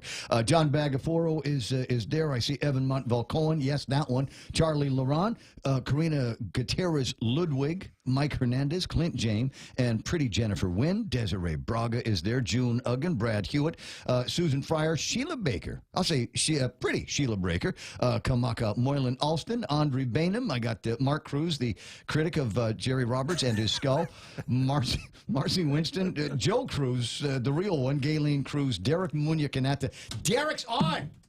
Yes, Guam Auto Spot. Derek, you know what? Derek, you listening? He's got Jerry Roberts over here, Extra Point. Derek, you should be the sponsor of the Extra Point, and then give Jerry one of the cars, right, to drive around. No, what are you driving now? Huh? I can negotiate this on the air with you because Derek's right there. He's right there. He's listening. So what do you want? Derek, Get GMCs. Derek, I love your style. The Mitsubishi. It's what is it? The Highlander? No, Outlander. They got a Mitsubishi Outlander, and I want you to get this car because it's got HD radio on it. Frankie Gutierrez is there, and who else? Terry DeBold. The list just keeps getting longer every day, and Bob Lizama is online as well. So I want to thanks for. You remember? Was it what was the name of the kids program back in the day? Where the lady would do the thing with the crystal ball. It was kind of creepy, and she'd say kids' names. Do you remember that? No, I don't think it was. No, I think it was a stateside thing. Somebody will chime in and say so. 888-8255-728. That's Jerry Roberts. That was the Extra Point. And there's another question. Will the debate, and let's be careful now, it's not a debate, it is a forum. And given the issues here and the way that I've tried to craft the questions, I'm not the sole question crafter guy. They let you craft questions? No, but they let me edit them. And so it wasn't, are you in favor of privatizing? So I'm not asking, are you in favor of privatizing? This is a chamber forum. The question is, what will you privatize? Yeah, sure. So be prepared for that answer, whoever it is that's going to be going to the party today. It's 7:29 in the morning. I keep telling the time like I'm going to go somewhere. That was Jerry Roberts and the Extra Point headlines with Kevin Kerrigan, and traffic's on the way. Mount Carmel School offers your children the safest school environment on Guam. MCS maintains better student discipline and a great learning experience. Their teachers give each student individual attention. Mount Carmel maintains Guam's most challenging curriculum and is fully accredited. You can afford a private education with MCS. Your children deserve the very best. Join students from every village and from pre-K through 8th grade. 565-5128 Mount Carmel School, educating the complete child.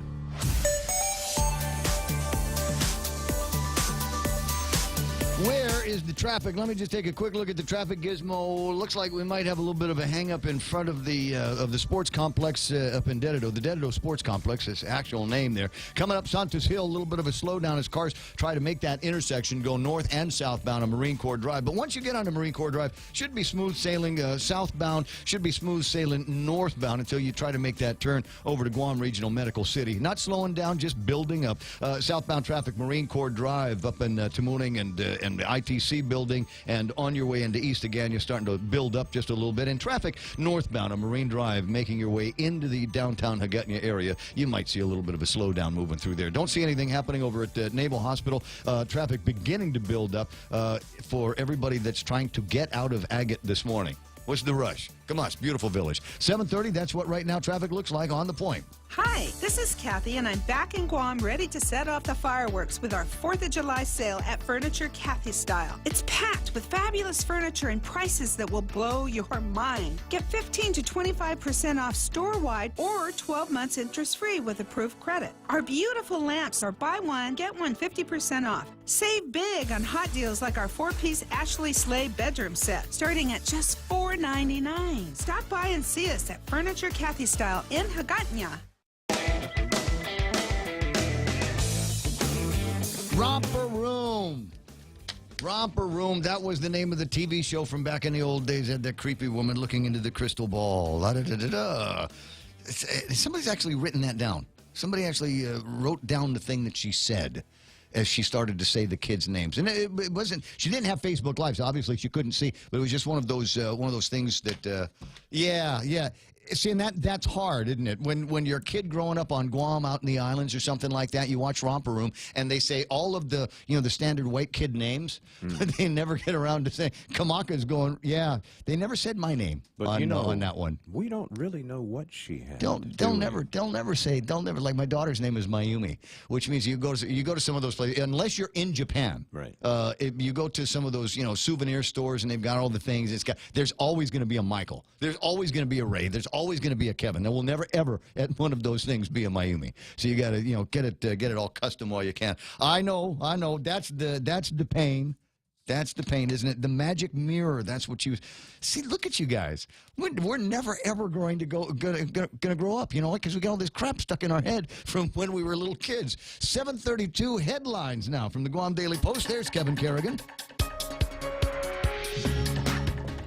Half a day and good morning, Guam. In the headlines from the Guam Daily Post this morning, the Guam Police Department yesterday arrested 3 people in Dededo on drug charges. Police spokesman Sergeant Paul Tapau reporting that the Mandanya Drug Task Force executed a search warrant at a home in the Piga subdivision following complaints about illegal drug activity at the home. They seized 19 grams of crystal meth, drug paraphernalia, as well as $1,000 in cash. Arrested were 55-year-old Romeo Sigua Gomez, 48-year-old Antonio Santos Olono, and 40-year-old Jarek Dino Anos. They've been charged with possession of a Schedule II controlled substance with the intent to distribute, as well as conspiracy. All 3 were booked and confined.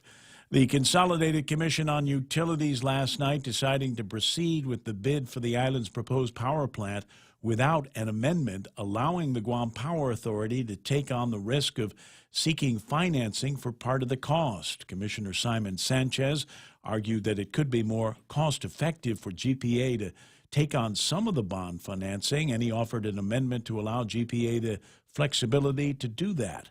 However, commissioners ultimately decided that it would be best to proceed as planned and have the winning bidder finance the plant's construction on their own. The vote to approve the bid without the flexible financing option passed, with only Sanchez voting against it. Commissioner George Bamba did not vote because his son is the managing director for IP&E, a fuel provider for GPA. Legislation introduced by a New York congressman last Friday could result in the federalization of the fees that Guam's telecom providers currently collect from island consumers to maintain, repair, and upgrade the E911 system.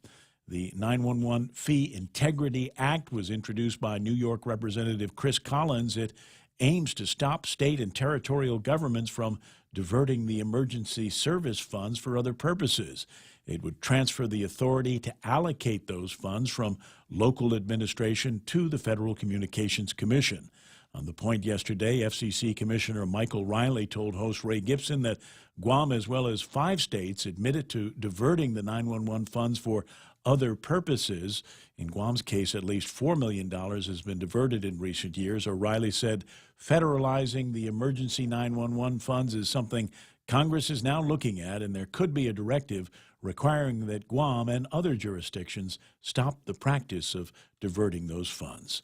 For these stories and more, log on to postguam.com or pick up a copy of today's Guam Daily Post. It's 7:35. That's iConnect time, and why pay more for less? You can get a great deal from iConnect with their push-to-talk mobile and internet plans. They're the practical choice. Howdy, folks! Just when you thought our famous KFC Crispy Strips couldn't get any better, introducing the new KFC Fold-Its. KFC Crispy Strips on a soft flatbread sandwich with lettuce and tomatoes. And all for $5 with fries. $5? Woo! Yes, $5 Fold-Its, and it comes with your favorite KFC fries. KFC Fold-Its for limited time only. KFC, it's finger-licking good. Yeah, buddy, portions of the program brought to you by my friends over at APL. That's American President Lines, where Charlie is shipping the future. Do you love coffee? Do you love to draw? Be one of 11 lucky winners to win a year's supply of Circle K Premium Coffee. Simply stop by Circle K and pick up a blank Circle K coffee cup so you can showcase your doodling skills. Entries will be judged on artistic skills, creativity, and originality. And winners will get free coffee every day for a year. Visit stores or 76circlekguam.com for all rules and regulations. Circle K, take it easy. See if there's any red spots on the gizmo that you need to know about. I haven't seen too much happening in the world of traffic here all morning long. I think everybody's kind of used to the traffic patterns that we're seeing. I do want to caution you that eventually we're going to go back to school, and these moments where I say that traffic is building will become moments where traffic is slowing down. So I got the builds up in the usual spots. Like I said, northbound into the downtown Agutnia area. Coming in through Sinahanya should be no problem. Nothing but green lights there. Expect some delays at the intersection of 10 and 15 with everybody trying to get up on the back road and off the back road. Always it will tend to busy up through there. That's what's happening in traffic right here on The Point.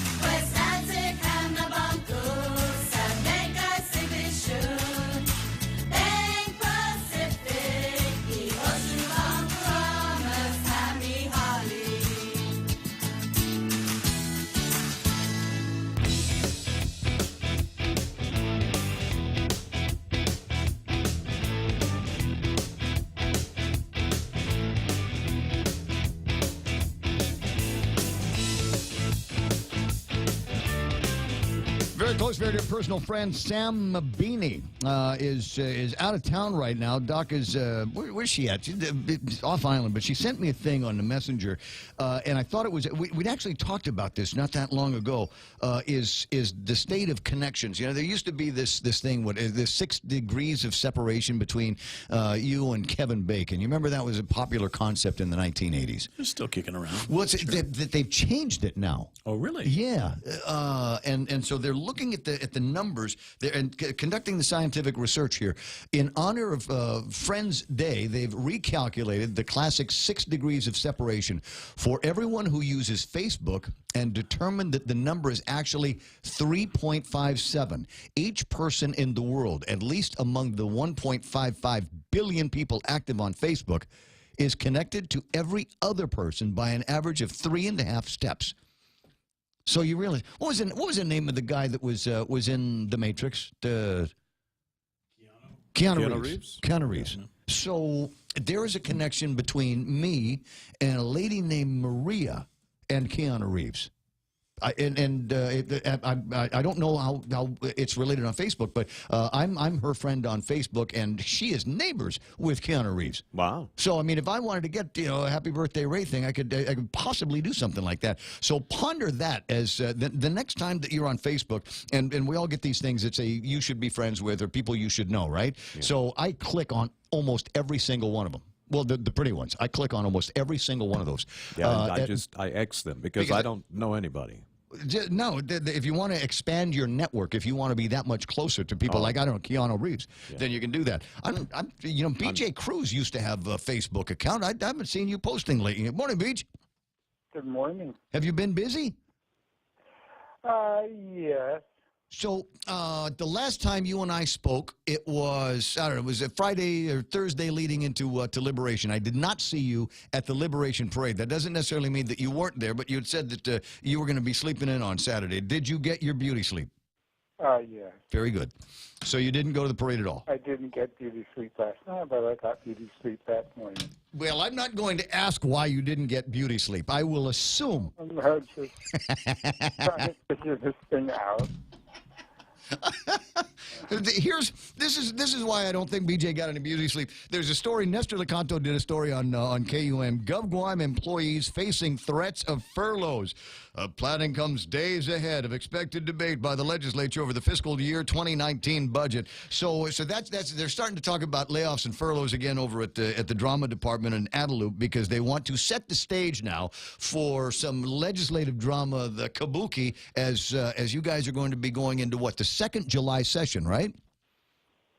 Well, not technically not. Technically not. Regine is calling for a meeting of the Committee on Rules today. Yeah, we're meeting this morning at 10 o'clock. So Yes. I called you.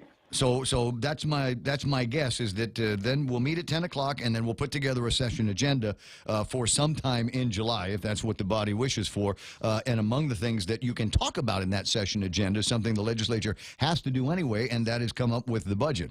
And you've had the hearing on the two measures that you have provided to the body, and everybody that needed to talk about it came out and talked about it. So I don't see any reason why the Committee on Rules can't apply it to the agenda.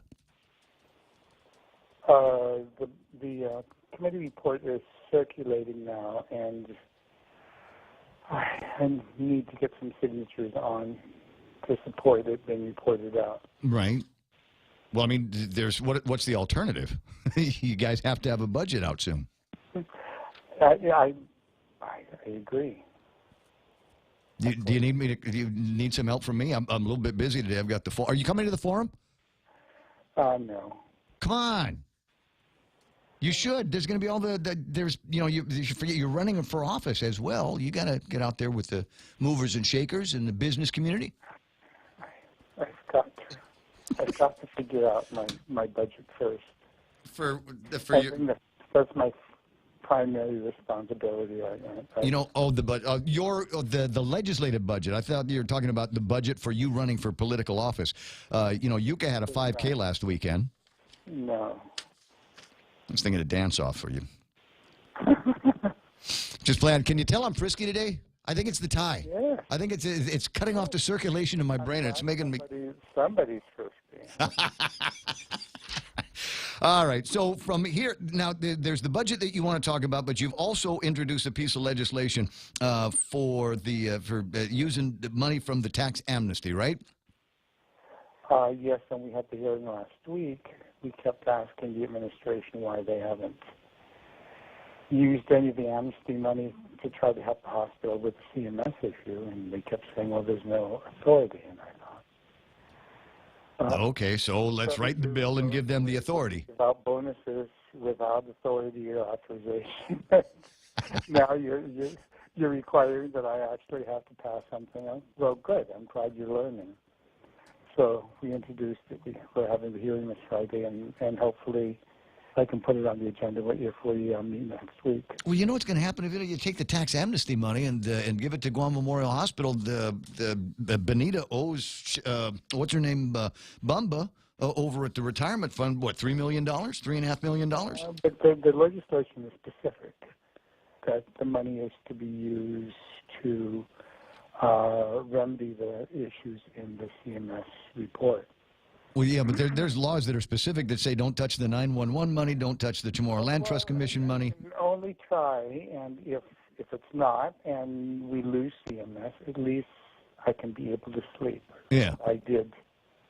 They said they couldn't do something without the authority, so you give them the authority to do it, and if they screw it up after them, it's on them. Yeah. Have you heard about the letter that the Attorney General wrote to John Camacho yesterday? She's disturbed. Well, that came out wrong. I'm sorry. She's expressed. She says that the renewal of a business license without payment of outstanding taxes is disturbing, is what she said. So, and that goes back to a story that you had talked to me about last week when you tried to get something renewed over at the Department of Revenue and Taxation. It relates to the letter that I wrote to her, that I had seen this lien, and I had heard that there was going to be a settlement, and that she had better intervene. And the reason for that is very, very, very important, because that relates to the master settlement agreement that she mentions in her letter on the tobacco tax. Right. Which most of the media didn't pick up here, but I caught that immediately. She says, it is our position that unpaid tobacco taxes should not be compromised through settlement. Pay up in real dollars what you owe. Well, let's not try to talk our way into a discount here. Well, yeah, no, because it's imperative. We have an obligation under the master settlement agreement to enforce the law. for the collection of taxes, and so does the distributor to make sure that it's, I mean, distributor and the manufacturer that the laws are fully complied with. So, but she's not the tax commissioner. I mean, how much of this can be done? I mean, can she question a settlement that is done between a taxable business and the Department of Revenue and Taxation? If there's an issue there with the tax collections and the settlement is achieved between Rev and Tax and the business, you know, what jurisdiction does the Attorney General have on that? I thought in matters like that, the tax commissioner, the governor, would be able to hold all the power. Yeah, the Attorney General's office was part of the Master Settlement Agreement. They were part of the. Remember these class action lawsuits are usually brought by the group of attorney generals. Correct. And so she knows that they have a responsibility to comply with the law, which Guam did pass in the early 2004 or 5 something, or 2002.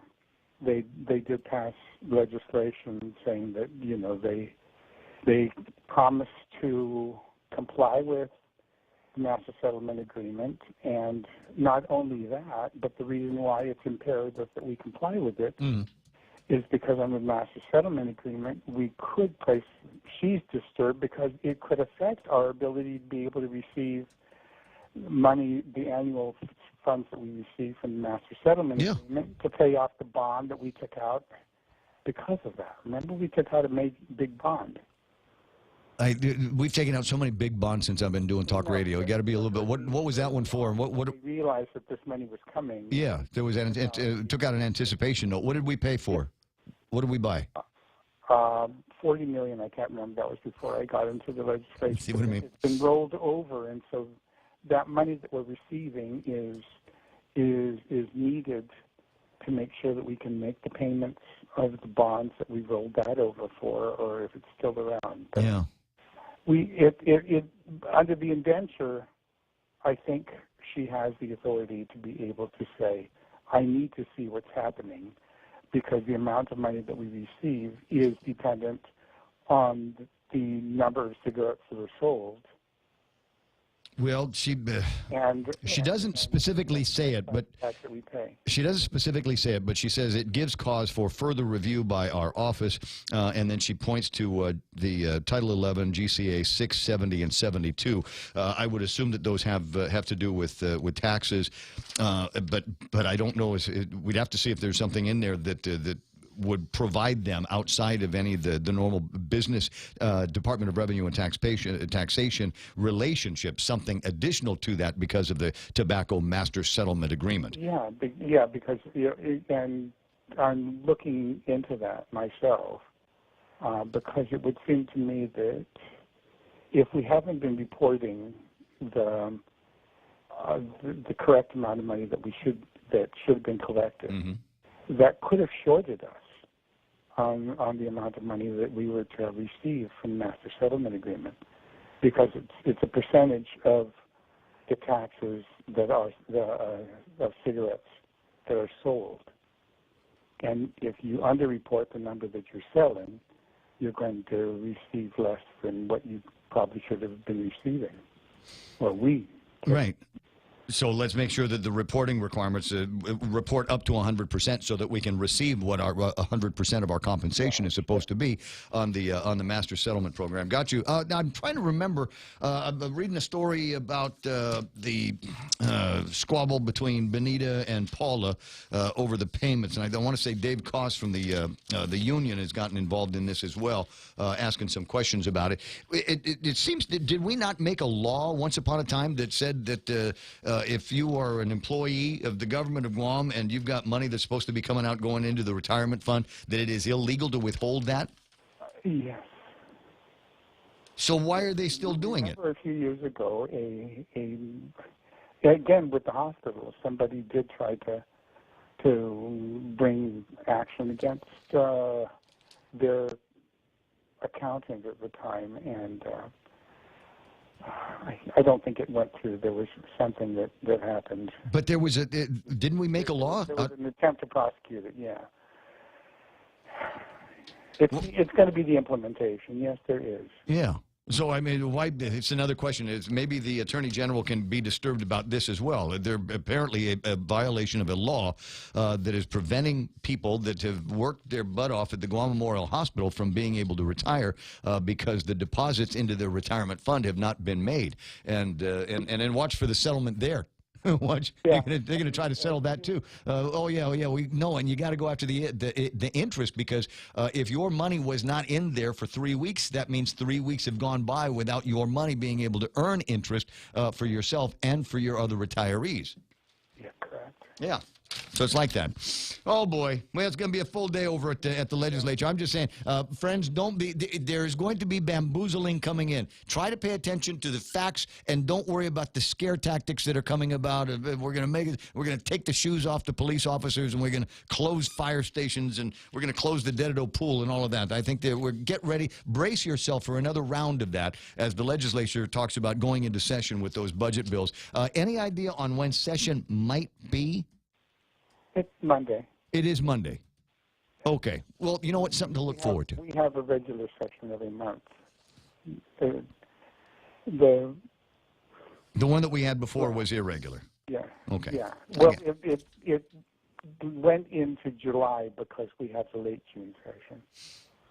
And so this one is also going to start in July, but it's going to end in August because we started late rather than the last full week.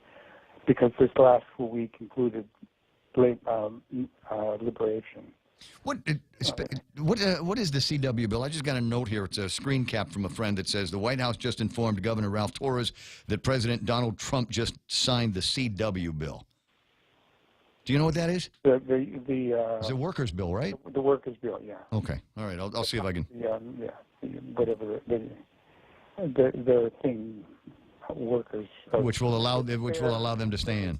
Laborers, yeah. Does that allow us any additional H2 guys here? No. Oh, then I'm not excited. Okay. All right, Beej, I'm going to let you run. Okay. All right, buddy. I'll see you pretty soon. Sure. 888-825. Turn that one off and then this one on. 888-8255 is the phone number, 888-8255. You want to get on the radio and talk just like BJ did. And we're just tossing around a couple of topics here this morning that come to us, first of all, from the Office of the Attorney General, who expressed concerns. Express concerns. That's like what's the Hafa-Day greeting that we put Buenos and Hafa-Day on everything. It's a boilerplate. I just need you to know I'm looking at something, and I'm here to express my concern over the idea that a business here has apparently holding out on some taxes. There's disagreement of one kind or another, number one, and number two, that through their disagreement, they've been able to renew their license, and now we've got a lien, and there's a conversation about a settlement, and the operative words here that she is using are giving me cause for further review by our office. And then the other one is unpaid tobacco taxes should not be compromised through settlement. So the salvo there to the guys over at MidPAC's accounting department is don't be looking for a discount because you ain't gonna. If there is one, I'm gonna do something about it. See if she can break the lease on that one, and pay up in full because the monies are supposed to go to some place. All right. Where am I now? 7:55 in the morning. And a couple of other things that I've been toying around with here is a note I got from a friend. He says he's seen multiple independent pieces of polling that indicates to him that maybe we are in a place in this gubernatorial primary that is exactly a month away from today. Today is the 25th, and the primary is going to be held on August the 25th. So we are exactly 1 month away from the primary. And the three independent pieces of research that he is looking at all indicate that between, I believe, the four gubernatorial Democrats that are running, that there is a virtual dead heat between them. And think about this. Think about it, really. Between Carl and Lou and Frank and Dennis. And among those, they might go, really? Dead heat? Doing better than I thought I might be. But between the four of them, think about this in your own experience. There was a liberation. A bunch of us were all down there, right? Did you, as these guys are walking up and down and shaking hands and saying hello and handing out fans, did you see a whole lot of places that were genuinely excited to see them? Oh, my God, there's my governor. That's my man. Look at that. That's my jam. That's my jam lieutenant governor right there. Did you see a whole lot of that? I'm sure, among the more zealots, and you know who they are, right? But I'm just regular folks walking by. Like, hi, nice to see you. And they're shaking hands, and here's a badge, here's a fan, here's a this or that. Oh, okay, thank you very much. Bye-bye. And then after the guy leaves, I go, who is that? You know that guy? And why is he handing out toy guns? Because he's so well-dressed. Isn't he notice a liberation? Toy guns. So anyway, there's that's going to be interesting. And I'm wondering today, I'll back up a little bit just in case you just tuned in. You might got the Facebook Live or hear me being a little bit frisky. And the reason why I'm frisky is I've got after-school duties today. So after the morning show, I'm going to split here and get down to the Hilton for this gubernatorial forum that the chamber is having. Unfortunately, it is sold out. It's sold. You know when it sold out? When you remember I was talking with Catherine yesterday? And started talking about how adventurous it was going to be. Right. The phone starts ringing over at the chamber, and everybody says, I got to be there. I got to be there for that. And as it turns out, I'm sorry, I might have overplayed that with Catherine. Apparently, we're not going to do the thing where everybody has shots before before the forum. I tried. And, there's at least one of the candidates that's like super medicinal marijuana, so I was thinking, can we do that? How much more? I'm serious. How much more exciting would this forum be if everybody was half loaded? Find some investors for our new club. Yeah. Anyway, but I'm wondering if at this forum today, there might be one or two folks that are thinking, if it's a dead heat, this is my opportunity to pull ahead. Number one, with the business community. And depending on how you feel about Ray Tenorio these days, it is possible that there are convertible Republicans. In fact, it's not just possible. I've got pictures. I've been asked to embargo the pictures, and I've also been asked not to tell you who they're from, which is fine. I know who they're from. I know the source. It's not an anonymous source. I know who it is. It is a credible person who is sending me pictures now of people who, frankly, should be underneath a Ray Tenorio banner that are now under another candidates. It was close. Almost. It was close. Yeah. I could see you. Yeah, you're watching. You're going evil. You almost did it. It's the tie, I tell you. Anyway, so it's possible that there are these convertible Republicans, and it's possible at a chamber meeting that there are going to be some convertible Republicans out there. So watch as these guys try to be a very malleable. Are we going to stand firm on our liberal democratic principles, or are we going to embrace things like outsourcing, privatization, downsizing the government? Hell, I might even use those in every answer I give to Ray. Huh? People asking about streaming it. It will not be streamed here on this station. They have their own stream that they're going to be working on. I will share it among everybody that follows me on Facebook, and that's pretty much everybody that I run into on a regular basis. So look for my share just as it gets started, about 11:25. It's 8 o'clock in the morning. What are you pointing at? The clock? Is it? What? I don't know what you're going on about. It's 8 o'clock in the morning. The radio station is KUSG. Got you. The Point and Fox News is next. Dangerous wildfires spreading in Northern California. I'm Lisa Lacera, Fox News. The Ferguson fire, which has been burning for weeks now, forcing the closure of parts of a national park. Fox's Jessica Rosenthal has more live. Lisa, Yosemite Park officials say the popular Valley Floor and Wawona areas will close tomorrow at noon, so they're asking people in those areas to leave now. The Ferguson fire started nearly 2 weeks ago. It's been a very tough firefight. It's in steep, hard-to-access areas. Incident spokeswoman Leah Parker says the trees in the area are dead from drought and bug infestations, making conditions dangerous. Sometimes when our firefighters get out there, our crews, a tree will come down and then they have to just scatter. and that creates a lot of potential for problems, as well as those trees do have a tendency to catch fire a little bit more. The park is east of the flames. The fire's now grown to over 35,000 acres. It's just 25% contained, though, Lisa. Jessica, at least 74 people have died in wildfires raging through seaside resorts near Athens, Greece. Authorities say 26 of the dead were found huddled together in a compound. Other bodies recovered from the sea where people had fled to escape the flames and smoke. A plan from the Trump administration to spend $12 billion to help farmers hard hit by tariffs being met with skepticism from lawmakers. Kansas Republican Senator Jerry Moran says farmers in his state are facing a tough time. But I also know that they will think this is a short-term fix to a long-term issue. Iowa Republican Senator Chuck Grassley says the move is encouraging for the short term, but says farmers need markets and opportunity, not government handouts.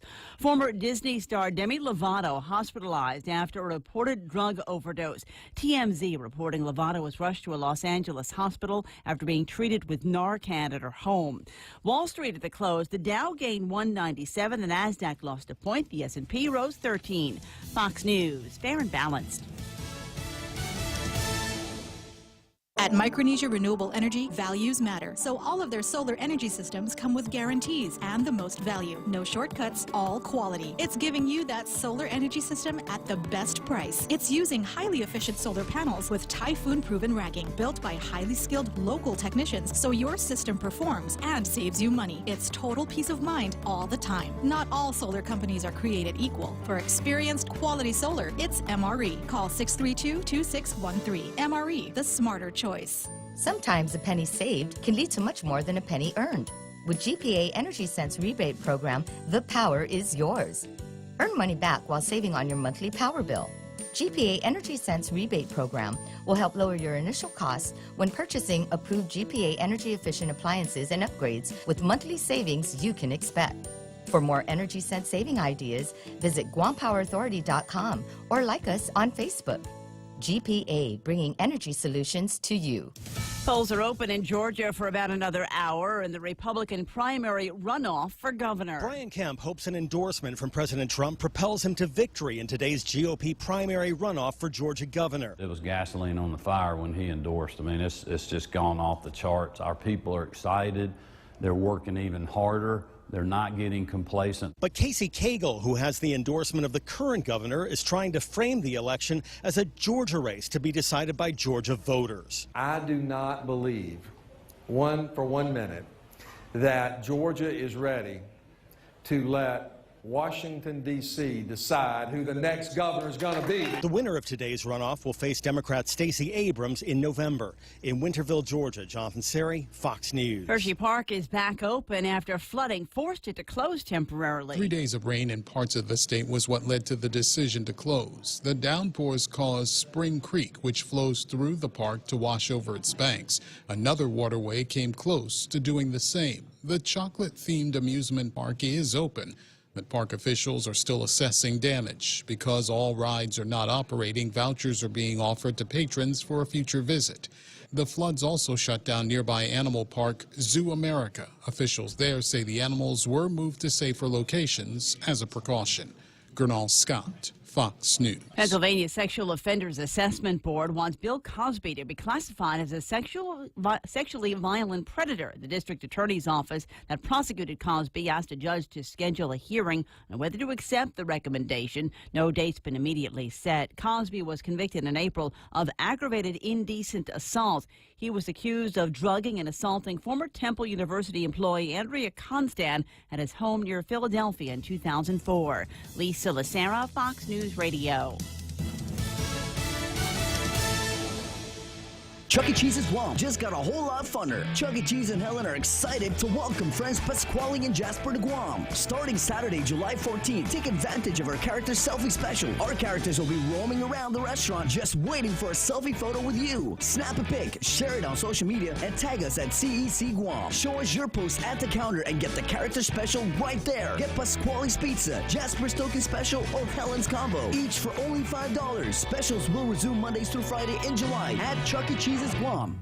Apply today for First Hawaiian Bank's United Mileage Plus credit card, and upon approval, you will be entered to win 2 round-trip business class tickets on United. You'll also earn up to 30,000 bonus miles, 5,000 upon opening your new account, and 25,000 after spending $1,500 within 3 months. And you'll get 2 times the mileage on United ticket purchases. Apply by August 31, 2018. Stop by any branch or visit us online at FHB.com. Terms and conditions apply. Sweepstakes starts on July 1, 2018 and ends on August 31, 2018. Open to legal residents of Guam and the Commonwealth of the Northern Mariana Islands aged 18 years or older. No purchase necessary. Void where prohibited. Visit www.fhb.com/United Sweepstakes for official rules and complete details. Member FDIC. Water. It covers nearly 3/4 of our Earth, from vast oceans to millions of rivers and streams. We're all concerned with protecting our world's water, but none is more important than the water you and your family drink and use throughout your home. A Connecticut water treatment system can improve your water so that your family is using the best water in the world. Connecticut, for refreshing ideas on water. American Water Tech. Smarter water. Better water. Call American Water Tech at 649-2301 or email info@AmericanWaterTech.com. I want my baby back, baby back, baby back, baby back. Chili's Rib Fest is back. You can get saucy with their fall-off-the-bone, slow-smoked half-rack of ribs for $10.99. Available in original, roasted garlic, or honey chipotle flavors. Served with home-style fries. Add an additional half-rack of ribs for just $7. Low and slow is the key to more flavor. Chili's Rib Fest for $10.99. Available for a limited time. Chili's, more life happens here. Baby back, baby back, baby back, baby back.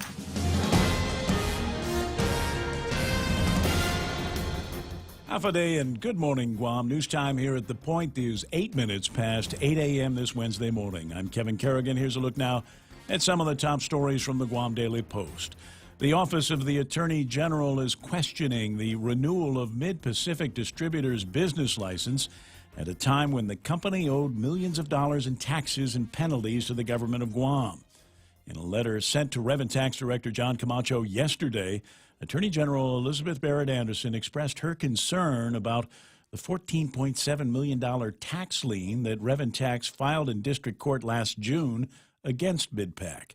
The lien was on unpaid and uncollected tobacco taxes from December 2014 through March of last year.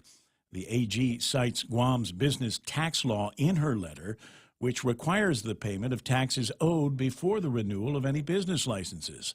She writes that Revenue Tax's decision to renew MidPac's business license without payment of outstanding taxes is disturbing, and as a result, Barrett Anderson writes that her office will further review that decision.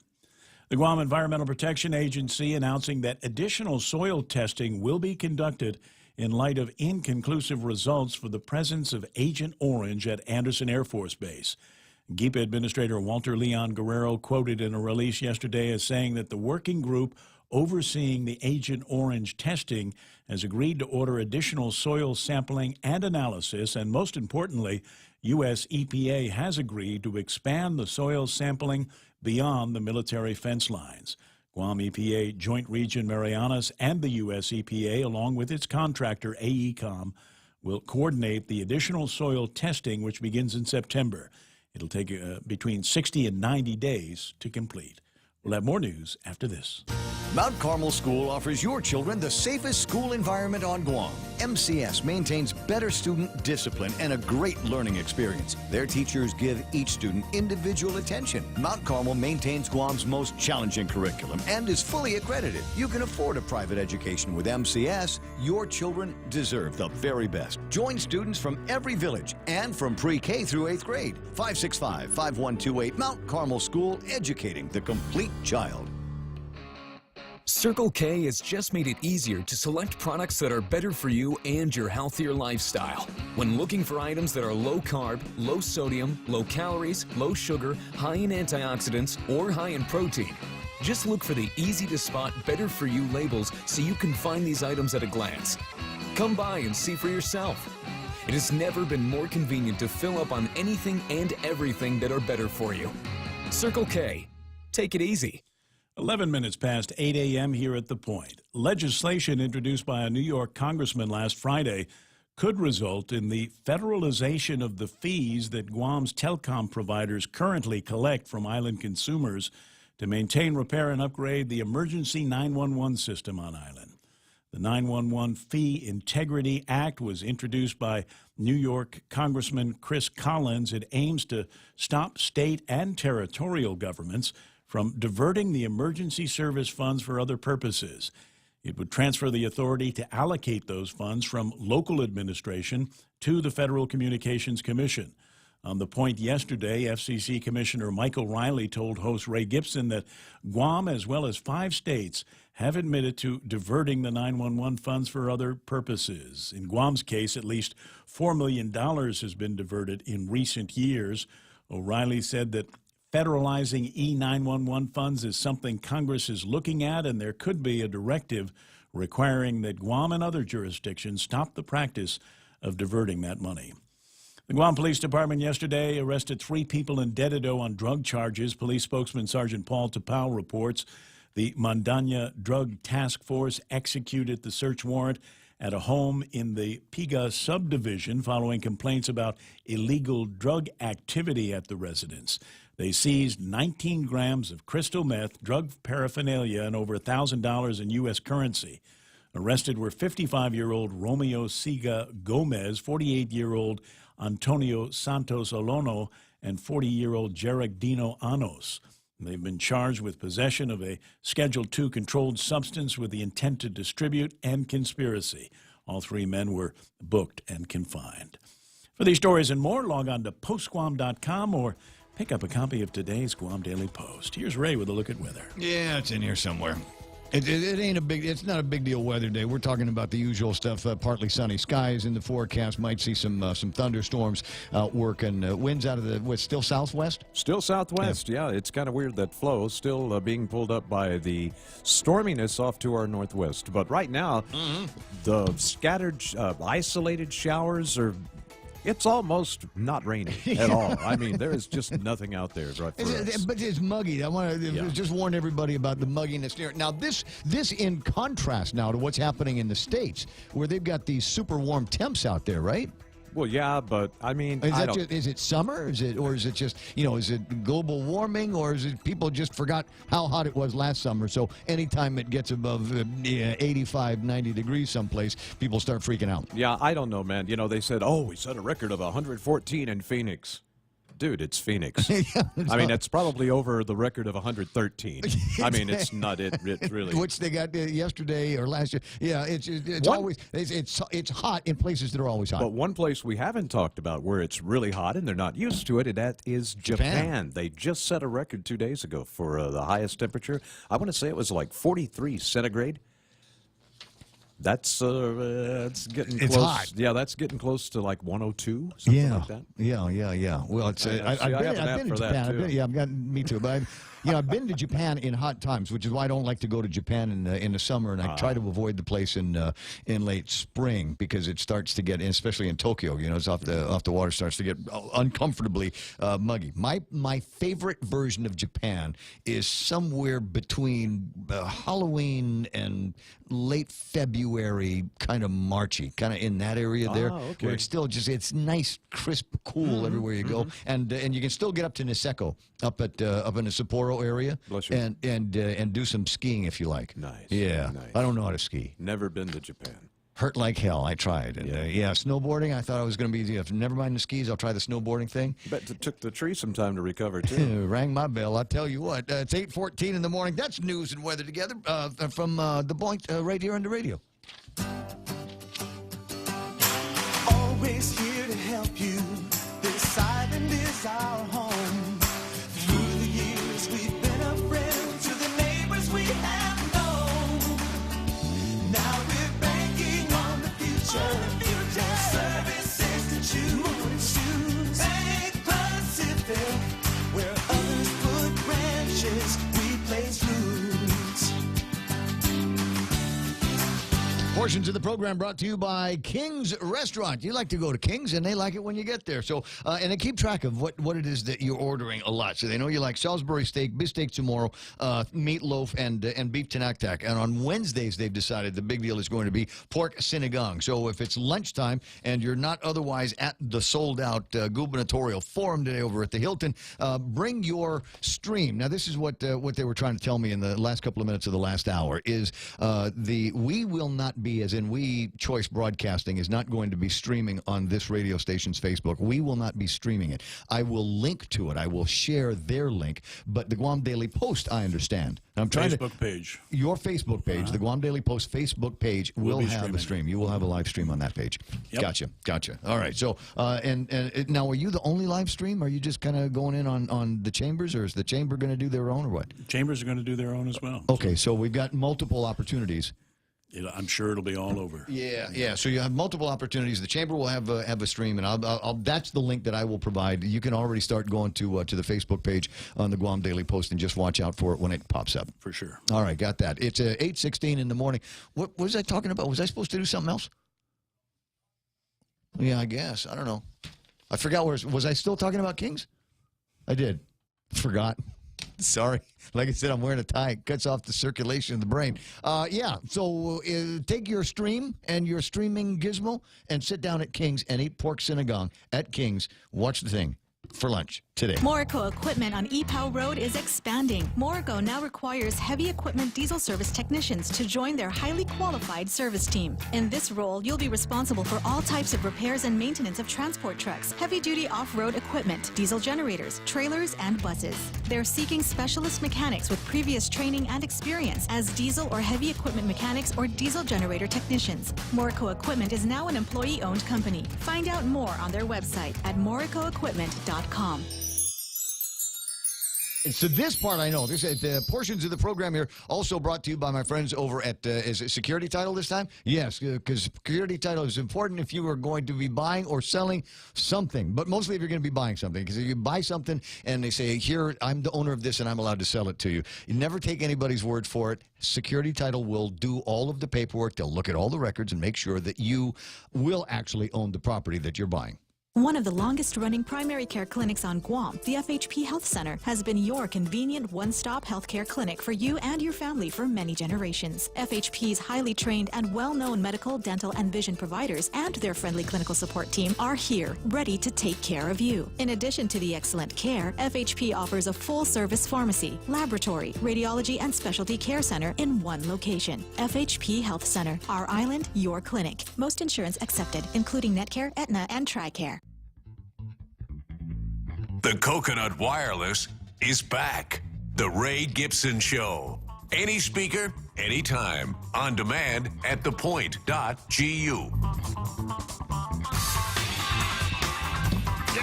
Yeah. Sound like that caffeinated music that we play in the morning. Keeps me going. Hope it keeps you going as well. 888-8255. That number again is 888-8255. This is The Point. And it's always one of my favorite parts of the program because we get a couple of different voices, a couple of different opportunities. But mostly it's a chance to talk about what might be happening on a variety of fields and places where people get out and play.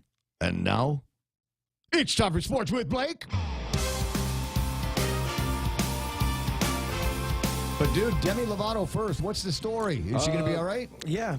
From all accounts, I guess it just came out maybe about 45 minutes ago. Yeah. Am I good? No. That she was in stable condition, resting in I guess, the hospital. Was or it something. heroin? Heroin, apparently. She overdosed. They got a call at her house in the Hollywood Hills. She still don't even know what heroin is.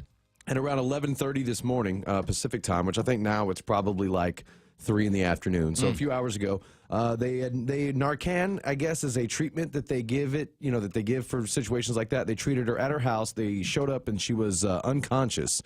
I guess she was out last night celebrating a friend's birthday in North Hollywood, posting pictures on her private Instagram page, looking happy. But she has actually fought being sober throughout her career. I know it seems that she's young and that's not a problem for her, but for the last 6 years, she's been sober from cocaine, OxyContin, and alcohol. She even lived in a halfway house there for a little bit, but she actually has battled addiction for quite some time. And she just released a song maybe 2-3 weeks ago called "Sober." Which was kind of an ominous prelude to this, but by all accounts she is stable. But she got depression issues, right? Yeah. It's one of those things. And here's the Disney princess, right? And she was on all the TV shows. Had her own show. She was on a Disney show. Before that, she got her start on Barney. She's from Dallas, and Barney shoots in Dallas. So her and Selena Gomez both started at the same time together. They're from the same area in Dallas. And so you look at some of these people, and it's one of those things, guys. If you look at celebrities and you think, what do they have to be unhappy about? Trust me, there's something in there that is eating at their brains, and sometimes it's drugs, alcohol, and these days anymore, suicide. So look at Bourdain. I mean, we just talked about him a month ago. Yeah. So I mean, it's a cry for help, and teach that to your kids how to make less destructive cries for help, if you don't mind. Yeah, sadly, it looks like she just can't let it go. Yeah. Is that one of her song titles? Yeah, that's one. She's okay, so I guess that's not important. That's why. She's resting comfortably. She's gonna be okay. So it's not too soon. Hey, look, Mark Colby's on the phone. Mark, we were talking about you yesterday, buddy. Good luck in the it's not the Chamber, it's the Visitors Bureau and GHRA's Hero Awards, buddy. You are a true hero. I hope you get it. Oh, thank you, and good morning, sir. I apologize. I was at work yesterday at Nico, so I couldn't answer my phone. No, it's cool. Don't worry about it. It's like we're just looking for an opportunity to say what a great guy you are, right? First of all, he's an awesome, awesome son, and anybody that knows about him and his relationship with his old man and the mutual love for baseball, all right? That's a great story all by itself, and the fact that you're out there with your own equipment, your own gear, making the calls for the GML games, I think that's also pretty cool. And then the idea that what you do over at the Nico, and sometimes your job is, wow, I can save a life. I think that's great. Well, it's true. With Hotel Nico, we are in-house security, and I am, I'm very honored and humbled by the situation that happened. We are the first responders in our hotel, from the littlest things to claiming lost and found, to returning lost and found, to incidents that may occur above and beyond the call. And so happened to be there was an occasion that I was on duty, and I'll never forget it. It was a little over a year ago. I was out at the Cold End doing my rounds, and one of my partners was in the control room. Another one of my partners, was on break, and I got the call. He said, "Go check on this room." I approached it, and it turned out to be an incident that, in all honesty, it did kind of overwhelm me and shock me. But I just remembered I need to remain calm, cool, collected, and just do what I need to do, and that's what I do every day. No 2 days, I'll be honest, at the hotel have ever been the same. Oh, I'm sure of it. I'm sure of it. I'm sure that the different. You never know what's going to happen. If somebody says go check on somebody in the room, and maybe it'll be some teenagers having too much fun. Maybe it'll be a couple having too much fun. Maybe it'll be somebody that's in some kind of medical distress. In this case, that's what happened. And after a few rounds of CPR, you were able to get the heart racing and the breath going again.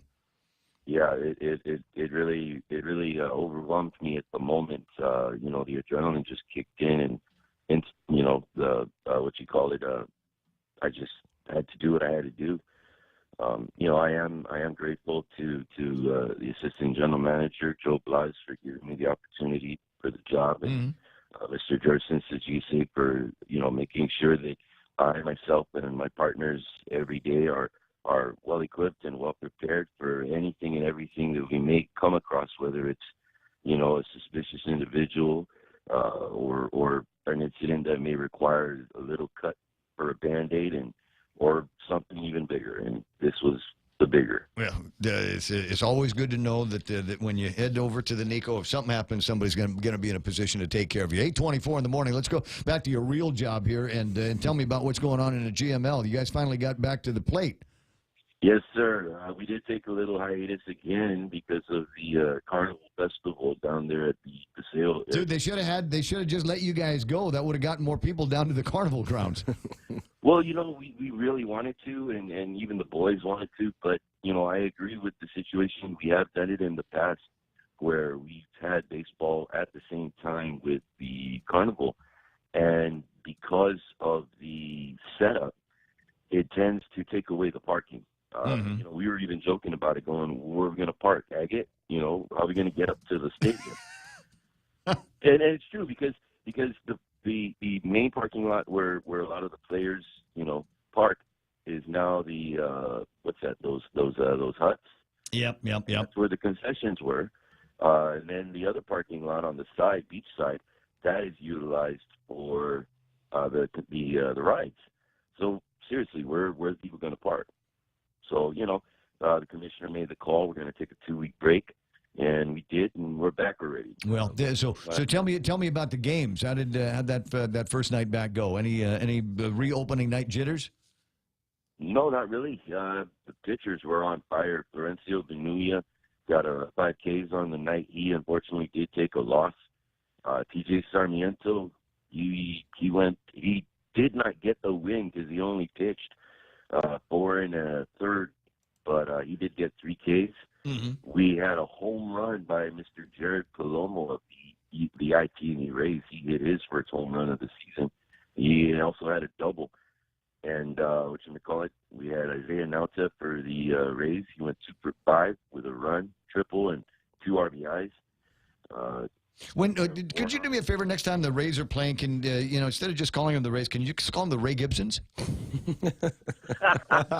Call them the Ray Gibsons. Yeah. Just like number 1 in the field, right? I mean, like me, them, what? There's the comparisons there are obvious, aren't they? Oh, yeah. There you go. They're not going to be back until the playoffs. They did, however, end their regular season last night at an 8-0 record. They are in the playoffs. They won't return to Paseo until next month. 8-0. Unbeaten. End of the season. How about that? Undefeated.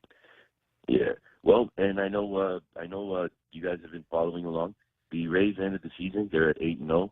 Orioles, they have their playoff spot clinched. They are 7-1. Last night's game, the Expos, they lost, but they are still in the playoff hunt. They are sitting at 3-4.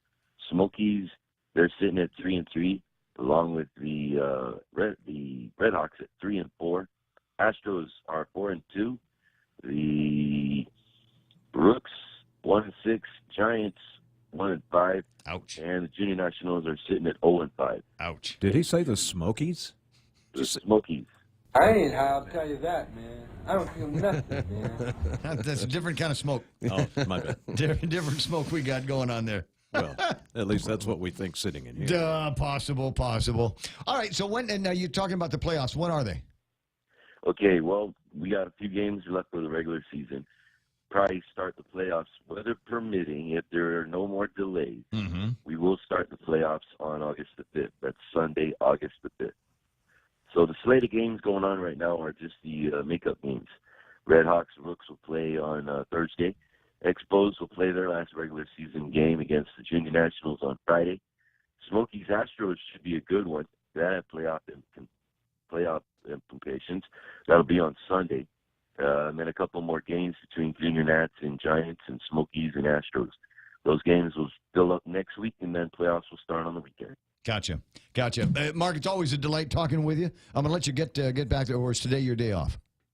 All right, thank you, sir. All right, I see you soon. Mark Colby from the Guam Major League, and Blake Watson. What else you got? I can save it for tomorrow, but I do believe, and I'll have more on this tomorrow. Guam 86 over RMI 72. That is the final from the men's basketball gold medal game from the Micronesia Games. Yeah, I'm walking around with a buddy of mine last night over at the Dusitani, and so we were trying to have this conversation, but we couldn't because, frankly, I was his seeing eye dude. I was like a seeing eye white guy. Right, so because we're walking through the Dusitani lobby and he's watching the game on his phone.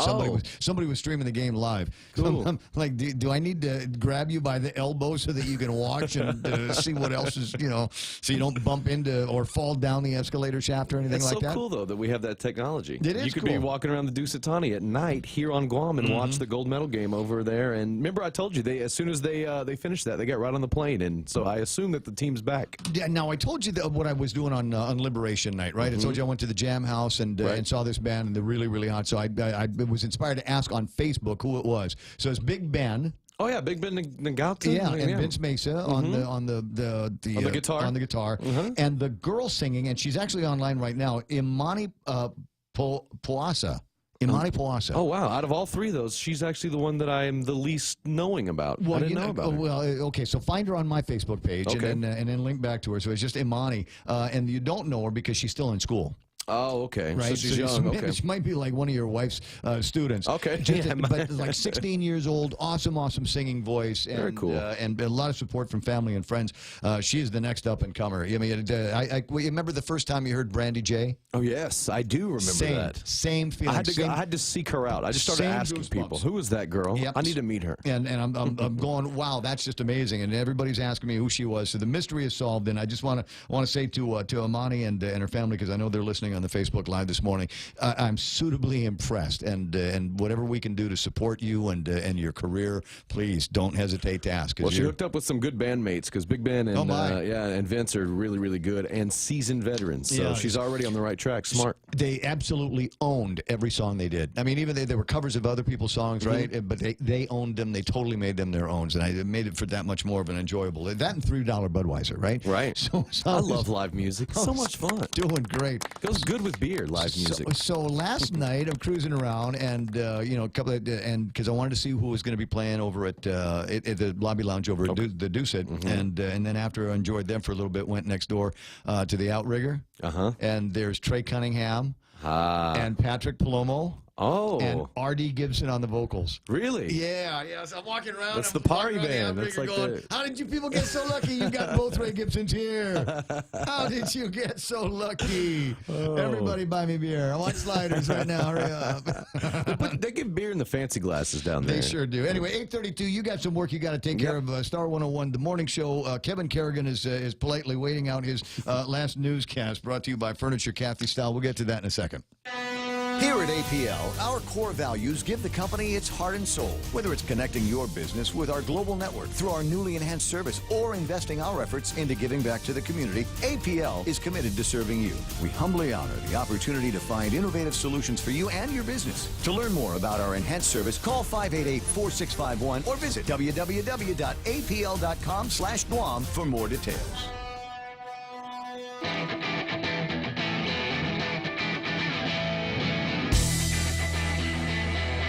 Well, there's an incredible morning going on, and while we were yakking sports in the last 20 minutes, looks like we've got one of those little Facebook debates going on. Denise Legaspi is going at it with, Denise and Nick Perlosky. We got Legaspi and Perlosky going after Les Paul, and Les says, oh, you're just a big money face here, because Denise Legaspi is talking about Carl Gutierrez holding on to tax refund money for withholding tax refunds for years, as was the practice back in those days, but he had another reason why I believe that they were holding on, not necessarily to globally tax refunds, but certainly EITC back in those days, because it was an unfunded mandate, and he was one of the guys who was trying to save us money. Frankly, what we should have continued to do was hold off on paying anybody's EITC, because we're not recompensed for that like other states in the United States are. We're treated differently on that. That actually comes out of our own pockets around here. It's 8:33 in the morning, and time for headlines from the Guam Daily Post, and brought to you by Furniture Kathy Style. Here's Kevin Kerrigan. Half a day and good morning, Guam. In the headlines from the Guam Daily Post this morning, the Consolidated Commission on Utilities last night deciding to proceed with the bid for the island's proposed power plant without an amendment allowing the Guam Power Authority to take on the risk of seeking financing for part of the cost. Commissioner Simon Sanchez had argued that it could be more cost-effective for GPA to take on some of the bond financing, and he offered an amendment to allow GPA the flexibility to do just that. But commissioners ultimately determined that it'd be best to proceed as planned and have the winning bidder finance the plant's construction by themselves. The vote to approve the bid without the flexible financing option passed, with only Sanchez voting against it. Commissioner George Bomba did not vote because his son is the managing director for IP&E, a fuel provider for GPA. In Superior Court yesterday, presiding Superior Court Judge Alberto Lamarena warning Derek Baza Hills to stay off drugs, telling him he cannot continue to test positive. Hills was in court for a pretrial hearing. He's facing multiple drug allegations. In April, Hills tested positive for cocaine and opioid use while he was on pretrial release on separate theft and prescription fraud allegations. Then in May, he was arrested again on allegations that he posed as a police officer and extorted money from tourists on 4 occasions. Hills has pleaded not guilty to the charges. Alex Castro, a mixed martial arts fighter who is serving time in prison, has been punished by the Department of Corrections for breaking the rules that allowed him to participate in a prison study program at Guam Community College. Department of Corrections Director Tony Lamarena yesterday said a video recording of Castro on the GCC campus shows him using a laptop and making gestures at and touching a woman. Another video captured by GCC's closed-circuit system showed Castro in a simulated sex act with the woman. The woman was not a student at GCC. Lamarena said the behavior did not result in a report to police because the woman wrote a handwritten letter to the Department of Corrections Disciplinary Board saying that she was not assaulted. Castro's punishment was the removal of his privilege to take part in the prison study program at GCC. For these stories and more, log on to postguam.com or pick up a copy of today's Guam Daily Post. I don't know what everybody's getting all excited about. What was he studying? Maybe they're studying biology. Maybe the simulated act was required for his better understanding of the principle. History, I heard. They're certainly making history. I got that. And so what is one of those things. I don't know what it looked like, but it was not assault, says the girl. I wonder how they're going to be able to meet up now, because he's not allowed to do that anymore. Did they kick him out of the halfway house and put him back in the general pop? No, they put him in the general population for a bit, and then he's back in the halfway house now. But he doesn't. But he's not allowed to go to GCC anymore. No, sir. Okay, gotcha. All right, that, my friends, is Headlines, brought to you by Furniture Kathy Style. Hi, this is Kathy, and I'm back in Guam ready to set off the fireworks with our 4th of July sale at Furniture Kathy Style. It's packed with fabulous furniture and prices that will blow your mind. Get 15 to 25% off store-wide or 12 months interest-free with approved credit. Our beautiful lamps are buy one, get one 50% off. Save big on hot deals like our 4-piece Ashley Slade bedroom set, starting at just $4.99. Stop by and see us at Furniture Kathy Style in Hagåtña. Yes, I know what it is. It's iConnect time at 8:37. Why pay more when you can pay less for iConnect's incredible push-to-talk, mobile, and internet plans? They're the practical choice. Howdy, folks. Just when you thought our famous KFC Crispy Strips couldn't get any better, introducing the new KFC Fold-Its. KFC Crispy Strips on a soft flatbread sandwich with lettuce and tomatoes. And all for $5 with fries. $5? Woo! Yes, $5 Fold-Its, and it comes with your favorite KFC fries. KFC Fold-Its for limited time only. KFC, it's finger-licking good. But more again? I know which one this is. Portions of the program brought to you by APL. APL, that's short for American President Lines, where they're shipping the future. Family Finance has been serving the people of Guam since 1959, and they'll continue to be there for you in the years to come. Whether you're looking to get a personal loan for that summer vacation or paying off those long overdue bills, Family Finance has got you covered. Apply for a personal loan from $1,000 up to $3,500 by calling Family Finance in Hagåtña at 475-4545, Upper Tuon 647-5626, or in Dededo 633-4473. Family Finance has been serving the people of Guam since 1959. Right now, traffic on the point, taking a look at where things are. A little bit of a slowdown in front of Naval Base in Sumai into and out of Hagåtña. No major problems. You might see a little bit of a delay getting towards, if you're headed towards the Hagåtña Shopping Center, not quite there. That lane is, on Route 4, that lane is beginning to slow down. Just that intersection to get you through 7A. Coming in from behind the old Rainbow Market by the swimming pool, shouldn't be too much of a problem. Getting up to Poke Fry, likewise, not much of a major problem here. Barragata looks like a tiny bit of a slowdown along Perimeter Road. As you're making your way through that way by the Barragata Fire Station, slowing down before you get to the 8, 10, and 16. Also slowing down coming up Route 10 as you get to that intersection. And you know what might be slow? There was a guy. I swear to God, it happened. There was a guy at that intersection, and I looked at his car, and there was something odd about his car. And it was because there was no driver. I was, they get those 2 left-hand turn lanes. So I'm on the outside of the turn lane, and his truck was on the inside. And I, kind of come up to it, and I said, "That's odd because A, there's no driver, and B, the door was open, and the light was red." So I'm going, well, this is going to be interesting for the people that are behind him here, right? And 2 minutes later, not 2 minutes later. I mean, by and by. All of a sudden, the guy runs out of the Shell gas station and jumps in the car and closes the door just as the light turns green, and we all took off. That's brave, dude. I'm telling you. It's like the Guam version of the Chinese fire drill. Well, apparently there's this new thing. I was looking at. I spend way too much time on social media. I just tell you that right now. It's an all-consuming thing in my life these days because I'm just looking to see what's changed now in the last 5 minutes. And one of the things that I'm noticing on Facebook is there's this new trend among really stupid people to get the car to idle. And then they jump out of the car with the camera on them, and they do something stupid, some kind of crazy. It's called the Kiki dance. The Kiki dance, right? Like that, and then they, I guess, jump back in the car before something bad happens. Right. Okay. This is like Tide Pods. This is the new Tide Pods, and somebody is going to get killed doing it, and they're going to go, "I didn't know you could get killed jumping out of a car and onto a street and doing this. I didn't know that could happen." See, if they knew how to drive standards, they wouldn't be able to do that. That's true. That's true. And maybe that's why you ought to, if you've still got stupid kids, pay extra for the standard, because you could be saving their lives. And that was it. That was Right Now Traffic here on The Point.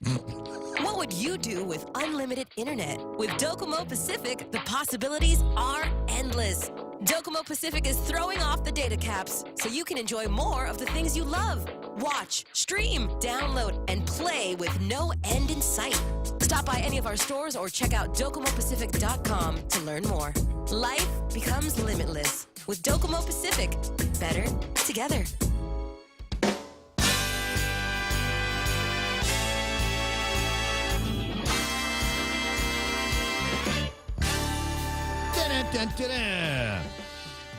Yo, my name is Ray. It's The Point. I can't afford jingles, so I got this kind of bumper music that we play sometimes in and out of the breaks.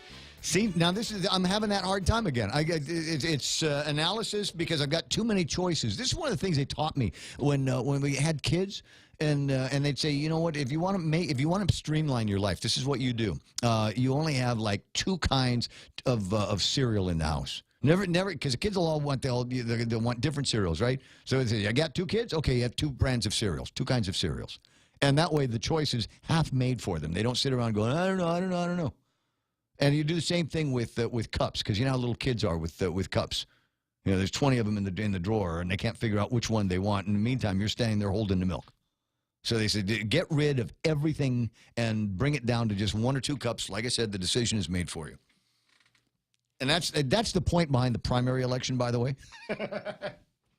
That's part of the. So my problem right now is I'm telling you, hooked on social media, and it's because they're always giving or receiving information. So I presume that something has changed somewhere, and this is one of those moments. I'm looking. I've got my eyes on the Facebook Live. I've got my eyes on just regular Facebook, right? Because I want to see what else people are talking about besides, me and my tie on Facebook Live. And then just as I'm getting ready to talk about this post that Michael Sinicolas posted, as I'm getting ready to talk about that, my notification, the phone notified me that I have a new WhatsApp. I have a new WhatsApp message, and it's like it's burning a hole in my pocket. I would be distracted, so I'm gonna go in order at this point. And Mike is telling me I got a caller. So Michael Sinicolas' post says, Lord, music, Lord, here we are. No, that's not the angelic tones. Come on, it's Lord, here we are. 1 month out from this historic calling you have set upon us, and it truly is in your hands. Our scientific poll clearly shows that all of our hard work in your name has captured the hearts and hopes of your people so much. And what is this scientific poll he's referring to? Is this, apparently, is St. Nicholas, 44.83, Berdalio, 44.66, undecided, 10.5. To be here today, virtually tied with Madeline Berdalio, is a testament to the change your people desire, and yet this uncertain outcome is also clearly a stark reminder that the works of your servant are always in your hands. Thank you for your everlasting grace. Grant us the wisdom and serenity to drive forward your path in peace. Inspire the hearts and minds of your people to see your path. I learned how to talk like that on a road trip with my dad through Georgia. It was, okay. Yeah. And may your will. Sounds like I should have some of this music playing. Oh, no. Oh, we're going to get filled with the Holy Ghost. Come on. Can I get an amen? It fits. Put your hands on the radio, and you'll feel the radio. Somewhere out there, Jerry Roberts is having a blast. Who's the guy? Is it Right Reverend Leonard Kalakis? Was that the name of the guy, the bit that you used to do? All right, so there's that. Can I look at my WhatsApp now? Actually, the answer is no, I can't, because I asked the question. Hold on a second. Okay, it's a fundraiser. I'd asked the question of Mike St. Nicholas, where is Doris? Because he says we're tied here. St. Nicholas, 44.8. Berdalio, 44.6. Undecided, 10.5. And I said, this is the problem, is where is Doris Flores Brooks in there? And so these are the other. Wait, I've got other numbers here? Okay, other numbers. Madeline Z. Berdalio, 36.26. Doris Brooks, 14.8. Mike St. Nicholas, 38.35, and undecided is 10.5. Okay, all right, clear understanding. So you must have two scientific surveys going on, a couple of different polls going on, and maybe if we throw some more Jesus, we'll be all right. 8:47 in the morning, and let me just click on this, and it's the internal social media to tell me who I'm going to be talking with. I got a chance to sit down. We didn't not sit down, but man, it was nice getting together with you for a little bit over at the Liberation Parade. Tony LaMorena, how you doing there, buddy? Oh, real good. I'm doing fine. Now, tell, what is this story with Alex Castro? Has he taken a class over at GCC and got a chance to get some hanky-panky with some woman?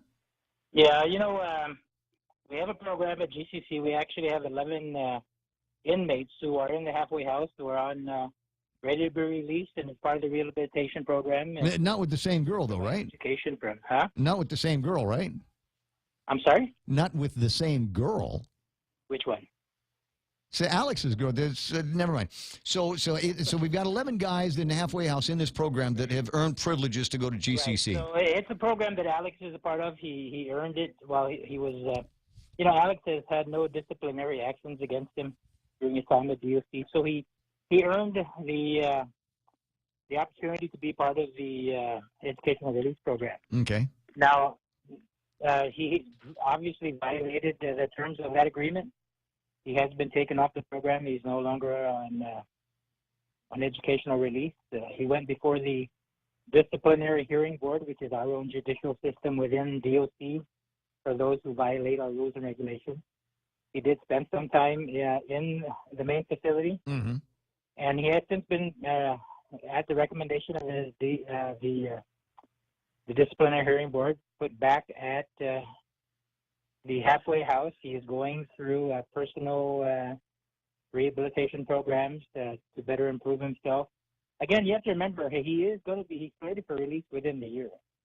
So, it's our responsibility to ensure that we provide as many resources as possible so that they can reintegrate back into the community. Yeah, well, I get the program. I just curious about I guess the thing over at GCC, he should have been under some kind of active surveillance. So, I mean, how... Not necessarily. Yes, remember, these guys are in the halfway house. We have 2 officers assigned, and they do roving. They're not under constant watch. They've already earned, they're on their way out.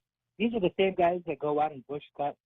We have work release individuals who are currently working and employed in various businesses around the island. They do not have security watching them. So, they've earned that respect. They're on their way out. and so they don't have the 24/7 observation like a regular inmate within the facility. These individuals are ready to go back into. Okay, I mean, I'd seen other reporting that indicated that he should have been under some kind of surveillance. There should have been an officer making rounds, and we're looking into that. If the time had lapsed, over several hours, and we're looking into that internally on our end. Okay, and would it have been? Would the video surveillance, obviously, that they have at GCC, could that have been used or factored into whether or not this guy was under some kind of surveillance, or because there was a record, a visual record of what was or what was not going on in the room at that time? Is that something that could be factored into a policy into the future, so that if we're not catching the roving patrol, at least as in this case, we know that there was a little bit of hanky-panky going on because we had video cameras. Right, and again, that's why he went before the DHB and was punished and is no longer in the educational program. Now, this doesn't affect any of the other halfway house guys that are in the similar programs. As a matter of fact, I am in communication with President Mario Okada. The program is still intact, and the other 10 inmates who are attending classes will not be at risk. Okay, and so let me just switch gears. It's an interesting thing, and some very interesting video that is floating around the internet, and depending on what kind of, if your mind's in the gutter, you can imagine all kinds of things going on in those blurry parts. But fact of the matter is, the lady said that she was not assaulted. Nobody is pressing any charges, and the guy is now his privilege for that at least has been revoked. At some point, though, Alex in the halfway house is going to make it all the way out, and we wish him the best of luck. And maybe after he is no longer a client of the Department of Corrections, perhaps they'll look the other way on this indiscretion and let him back into GCC and let him finish whatever it was he was studying. Well, again, that's up to GCC. But, after discussion with GCC, Alex is no longer a part of the program. I was reading PDN the other day, and they had the story of one of those doom and gloom, oh, my God, furloughs, layoffs, and they'd quoted Katie Baltazar as saying they might as well just let the clients go after the sentencing because we're not going to be able to take any more bodies into the Department of Corrections. And I thought, well, that's interesting that they quote Katie Baltazar because I don't think she's the assistant there anymore. So I wanted to get kind of an updated doom and gloom from you on as we're talking about the reckless and righteous budgets for 2019. What's your sense? How are these budgets and the shortfalls going to affect DepCorp? Well, currently, we're already facing a budget crisis at DOC. I mean, I've got numerous vacancies that I can't fill. My overtime is over the top, and we're unable to pay our bills to GMH for the clinic, and we have just so much resources for our food services contract. So, there's various scenarios of budgets out there floating around. Mm-hmm. Of course, we're going to favor the one that gives us the most money. Oh, yeah. But even with that scenario, we're still going to have major shortfall. Pre-existing conditions over at the Department of Corrections, to be sure. Yeah, and my main concern is safety and security. When it no longer becomes safe, not only just for the inmates and detainees, but also for my staff. What can we do more? Because one of the answers that I'm wondering why we haven't pursued. I don't know, and I know that there was a little bit of a pursuit on it years ago. But one of the questions, why don't we do more about, just putting ankle bracelets on people, anklets, so that we know where they are. As you say, listen, you're in trouble, and how many people in there are awaiting trial? How many are in there that maybe we could put back into the community if we knew where they were and they knew that they were being surveilled by GPS all the time? I mean, can we install programs like that so that I know that relieves you of a couple of the court has that in their budget, and we applaud that because obviously that would cut down on our population at DOC. Mm-hmm. Our population is 50-50, 50% waiting adjudication and 50 that have been committed, 50%. So If we can eliminate a lot of those awaiting trial, that would tremendously cut down on our population. Well, and it seems to me the easy way to do it, and I would need Sean back on the phone from the courthouse one of these days to talk about it, because it in my mind it should come out of of the perpetrator's budget. You're awaiting trial, and we know we've got enough on you to keep you in jail. But here's what we're going to do. We'll either send you to go and become a tenant of Casa de Tony, or you can pay the daily rental on this anklet. You see what I mean? Right. And, you know, in most jurisdictions in the United States, that's how it's done. Right. The individual actually pays for the anklet bracelet and services. So I can stay at work. I can keep seeing my girlfriend, so I don't have to take this course over at GCC. I can you know, there are things that you can do so that they know that they're being surveilled, and we will know where you are. And if you're not supposed to go here, the anklet will let us know that you've gone here, and then we're going to take you to jail. And I think for a lot of guys, that will be enough. So, you know, if it's $25 a day to rent this thing, you know what? I'll pay it $25. It's worth $25 a day for me not to be in jail. And it's worth it for me them not being. That's right. So you're not paying $120 a day for, you know, room, housing, board, the medicine that you're going to have to buy him when he gets beat up by somebody in the building. I'm just saying there's a win-win, and I don't know why we aren't doing more of that. There's maybe we've got to outsource it, privatize it, or whatever. But you know, like the ambulances, and figure out who we got to talk to get in the middle of it between the courts and the Department of Corrections and these clients. Yeah, I don't know how the courts had proposed it when they presented it in their budget, if they were going to charge the individual for that service. But, you know, in most, like I said, in most jurisdictions, the individual actually pays for that. Right. Right. It seems to me that'll work. Now, for the 50, you know, the half of the population that you've got that are committed, an idea from the producer over here, and this is one of these things that we've seen before. What about some kind of penal farm here? So you got a bunch of guys, and we can find you some property out in Arundo, and we're going to go out and raise cows and chickens and pigs, and plant you know, all kinds of stuff to eat for salads and soups. Well, you know, we actually have a farm at DOC. The thing is it enough to sustain a population? Our heavy equipment is down. You know, our tractors are down. You know, the tractors that we have were surplus tractors that came from federal agencies and wherever we can get them, and these are old and cost more to fix than to continue to operate. So you know, if we can get farming implements to farm the area, we would do it. It was done in the past, and we'd like to continue doing that. Just call Benson. What's Guam Hardwood? It's the Home Depot. They're all of these guys all of these businesses are managed by local folks around here that might be enticed to say, what do you know, rakes and shovels and pickaxes. Well, and we also need heavy equipment because it will require a good amount of tilling. There's guys there that know how to lasso the carabao. Got to be a way to do it. Well, we got to get a carabao first, right? So you know. and there you go. We'll go to where's the Naval Mag? To Finna Lake. Yeah, there's got to be a ton of them around there. We'll get what's his name, Siwan Hogan, and we'll get him out there. And have you ever tried to train a wild?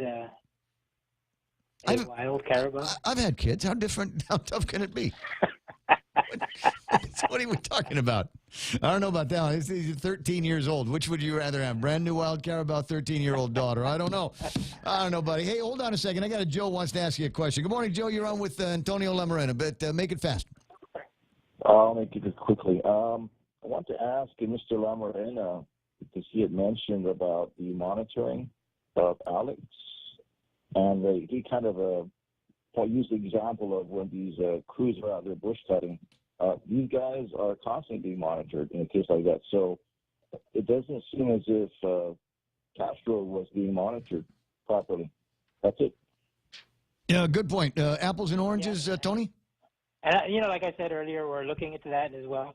There are 2 officers assigned when these inmates are on education release.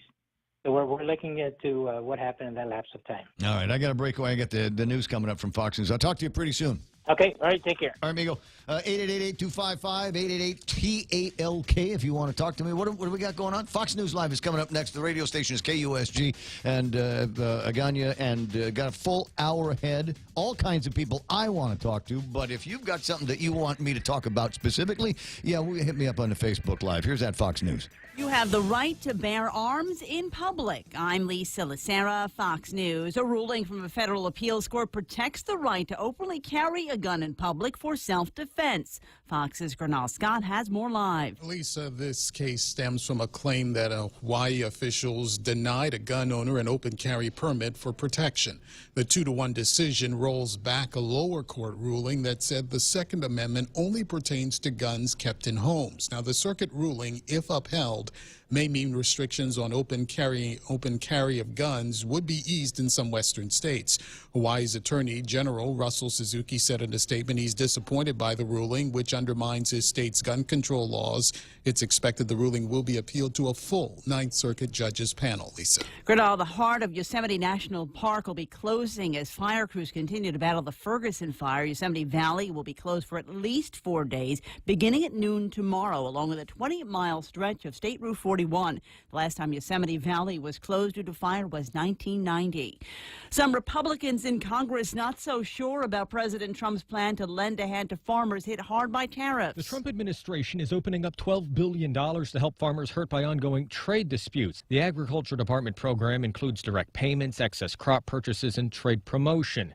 Kansas Senator Republican Jerry Moran says farmers in his state are facing a difficult time. But I also know that they will think this is a short-term fix to a long-term issue. Moran worries about losing markets long-term because of tariffs. The Trump administration has slapped tariffs on $34 billion of Chinese goods. China retaliated with tariffs on soybeans and pork. Fox's Jared Halpern in Washington. A gunman who took hostages in a weekend standoff at a Los Angeles supermarket has appeared in court. Gene Even Atkins didn't enter a plea. Fox News, fair and balanced. From September 17 to September 19, 2018, the Archdiocese of Agana will be conducting settlement conferences with victims of clergy abuse. If you have a claim and want to meaningfully participate in the September settlement conferences, call Hope and Healing Guam at 1-888-649-5288 before August 1st, 2018. All conversations with Hope and Healing Guam are confidential. If you have filed a lawsuit against the Archdiocese, you are already included in this settlement process. At Micronesia Renewable Energy, values matter. So all of their solar energy systems come with guarantees and the most value. No shortcuts, all quality. It's giving you that solar energy system at the best price. It's using highly efficient solar panels with typhoon-proven racking, built by highly skilled local technicians, so your system performs and saves you money. It's total peace of mind all the time. Not all solar companies are created equal. For experienced quality solar, it's MRE. Call 632-2613. MRE, the smarter choice. Information. A former Disney star hospitalized for a reported overdose. 1 month after she released the song Sober about relapsing, Demi Lovato is hospitalized following a reported overdose, according to TMZ. Mama, I'm so sorry, I'm not sober anymore. Lovato was rushed to an LA hospital after emergency personnel treated her with Narcan, an emergency treatment for narcotic overdoses at her home. In June, she released the song Sober, which detailed her recent relapse. I'm sorry that I'm here again. She's scheduled to perform in Atlantic City on Thursday as part of her ongoing tour and last performed Sunday at the California Mid-State Fair. She had been sober 6 years from alcohol, cocaine, and OxyContin. Michelle Polino, Fox News. Police in Toronto, Canada say the suspect in Sunday's mass shooting was known to them and had a previous arrest record. Faisal Hussein was killed in a shootout with police. Ivanka Trump ending her fashion line to focus more attention on her role in the White House. In a statement, the president's daughter said, "After 17 months in Washington, I do not know when or if I will ever return to the business." Nordstrom, Hudson's Bay, and other department stores had stopped selling the Ivanka brand in the months after her father became president. Ivanka reportedly became frustrated by the restrictions she had placed on the company to avoid possible conflicts of interest. The Ivanka Trump brand sells moderately priced clothing, shoes, handbags, and jewelry, such as a $200 pink handbag. Carol Zimmer, Fox News. Italian police say they have recovered an 18th century ebony desk that was illegally taken after World War II and ended up for a time on display at New York's Metropolitan Museum of Art. The desk, which has ivory and mother of pearl inlay, is believed to be worth more than $2 million. Lisa Lacera, Fox News Radio. You know, the kids are back for summer break, and our internet just can't keep up. I'm trying to stream, and the kids are Fortniting. I'm Fortniting too. Everything's under control. I bundled our internet and wireless services with Double Play from GTA. That sounds expensive. But it's not, because we signed up now. The first month is free, and we can save over $500 over the first year. That's a good deal. Now let me have that remote. It's my turn to choose what I want to watch. GTA, your island, your network. Portions of the program brought to you by King's Restaurant. It's Pork Sinigang Day over at King's. Tomorrow is meatloaf, and Friday is beef tenactac. You know, I'm just thinking about it. You know, we were talking earlier this morning about maybe the opportunity to go out there and just do a Facebook Live get-together at King's. Right? That would be something. That was while we're here. Yeah, that would be very nice, very nice. And imagine how many people would show up. We'll need another whole restaurant here. We got a lot of people watching us on yeah, Facebook. yeah. I mean, I know what the number is right now, but you take the number that's on right now, and there's people that come in and go out of the broadcast on a regular, right? So I mean, it would be the same thing over at like if we were to do 4 hours at King's, you know, we'd start out with like 20 people, and it might be 20 people in the building all day, but they'd be different 20 people, you know, every 15 or so minutes. As fast as we can turn the tables around. Anyway, so I'm just saying, maybe we'll talk about doing that for breakfast one of these days, but for lunch, it's pork sinigang at King's. In illness and in wellness, Calvo's Select Care is health care that is there for you. That's why over 80% of the Guam medical community places their trust and insures with us. We offer our members wellness and fitness programs for a healthier lifestyle and provide a comprehensive medical network on and off island to help members from unexpected illnesses. Contact Calvo's Select Care today for more information. Portions of the program also brought to you by American President Lines. APL is shipping the future. Future. Apply today for First Hawaiian Bank's United Mileage Plus credit card. And upon approval, you will be entered to win 2 round-trip business class tickets on United. You'll also earn up to 30,000 bonus miles, 5,000 upon opening your new account, and 25,000 after spending $1,500 within 3 months. And you'll get 2 times the mileage on United ticket purchases. Apply by August 31, 2018. Stop by any branch or visit us online at FHB.com. Terms and conditions apply. Sweepstakes starts on July 1, 2018 and ends on August 31, 2018. Open to legal residents of Guam and the Commonwealth of the Northern Mariana Islands aged 18 years or older. No purchase necessary. Void where prohibited. Visit www.fhb.com/United Sweepstakes for official rules and complete details. Member FDIC. Ray Gibson brings you closer to the action.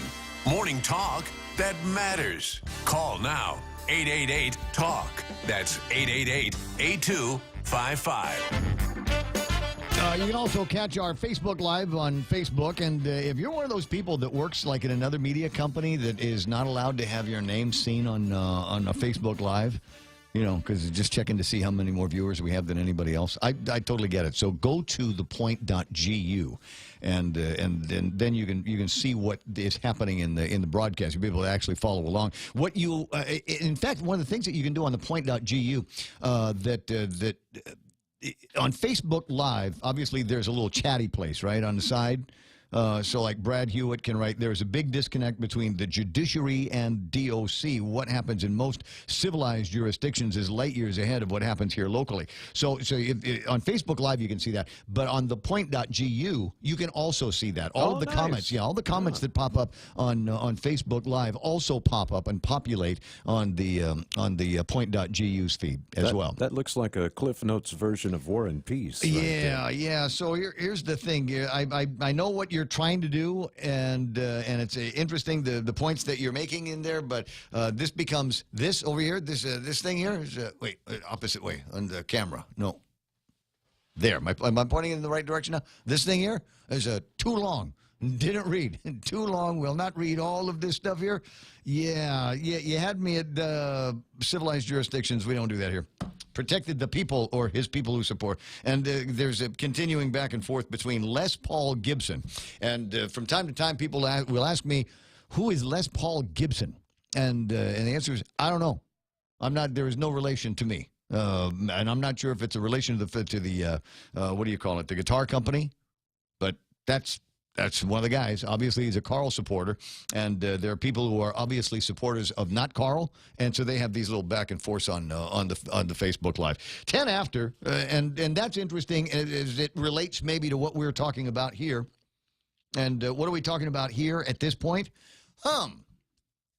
Where do I want to go in the last hour of the program today? Let me tell you a little bit about my life. I love doing this job. I love being in here with you every morning for 4 hours. I love the hour and a half I devote to prep while most people are still sleeping.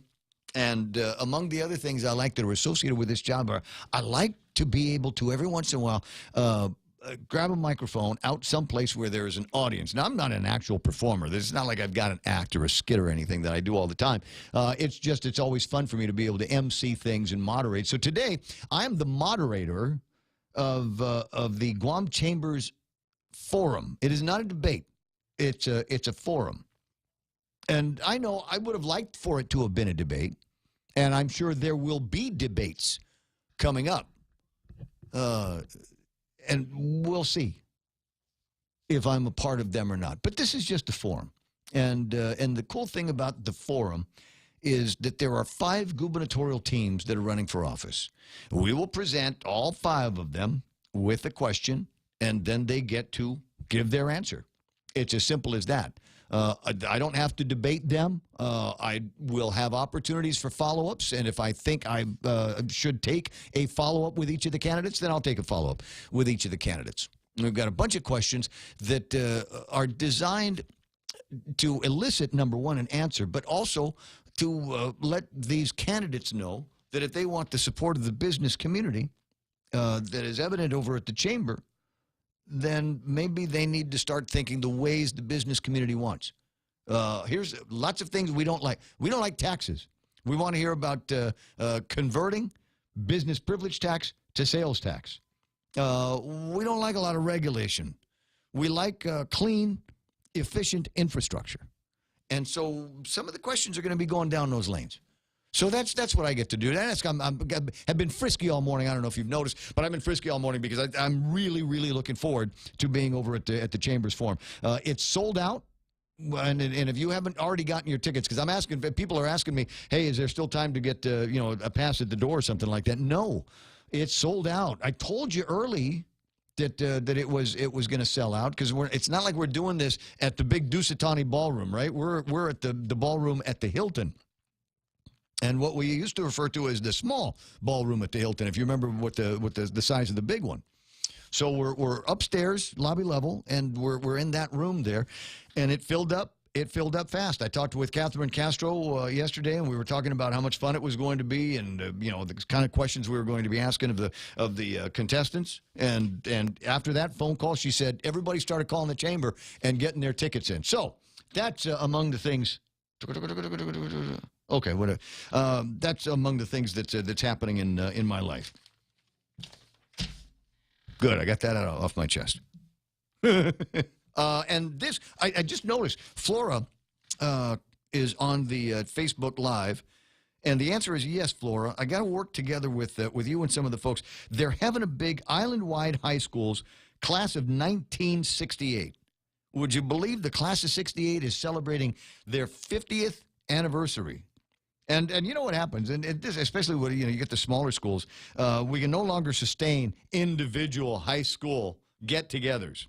So what happens is everybody gangs up. So it's going to be the students that were at George Washington and John F. Kennedy High School and Father Duenas in the Academy and Notre Dame. Because back in 1968, I think that's all they had for high schools. It's not like now where we got a dozen high schools, more than a big number of high schools. It's just a handful because the population wasn't so big.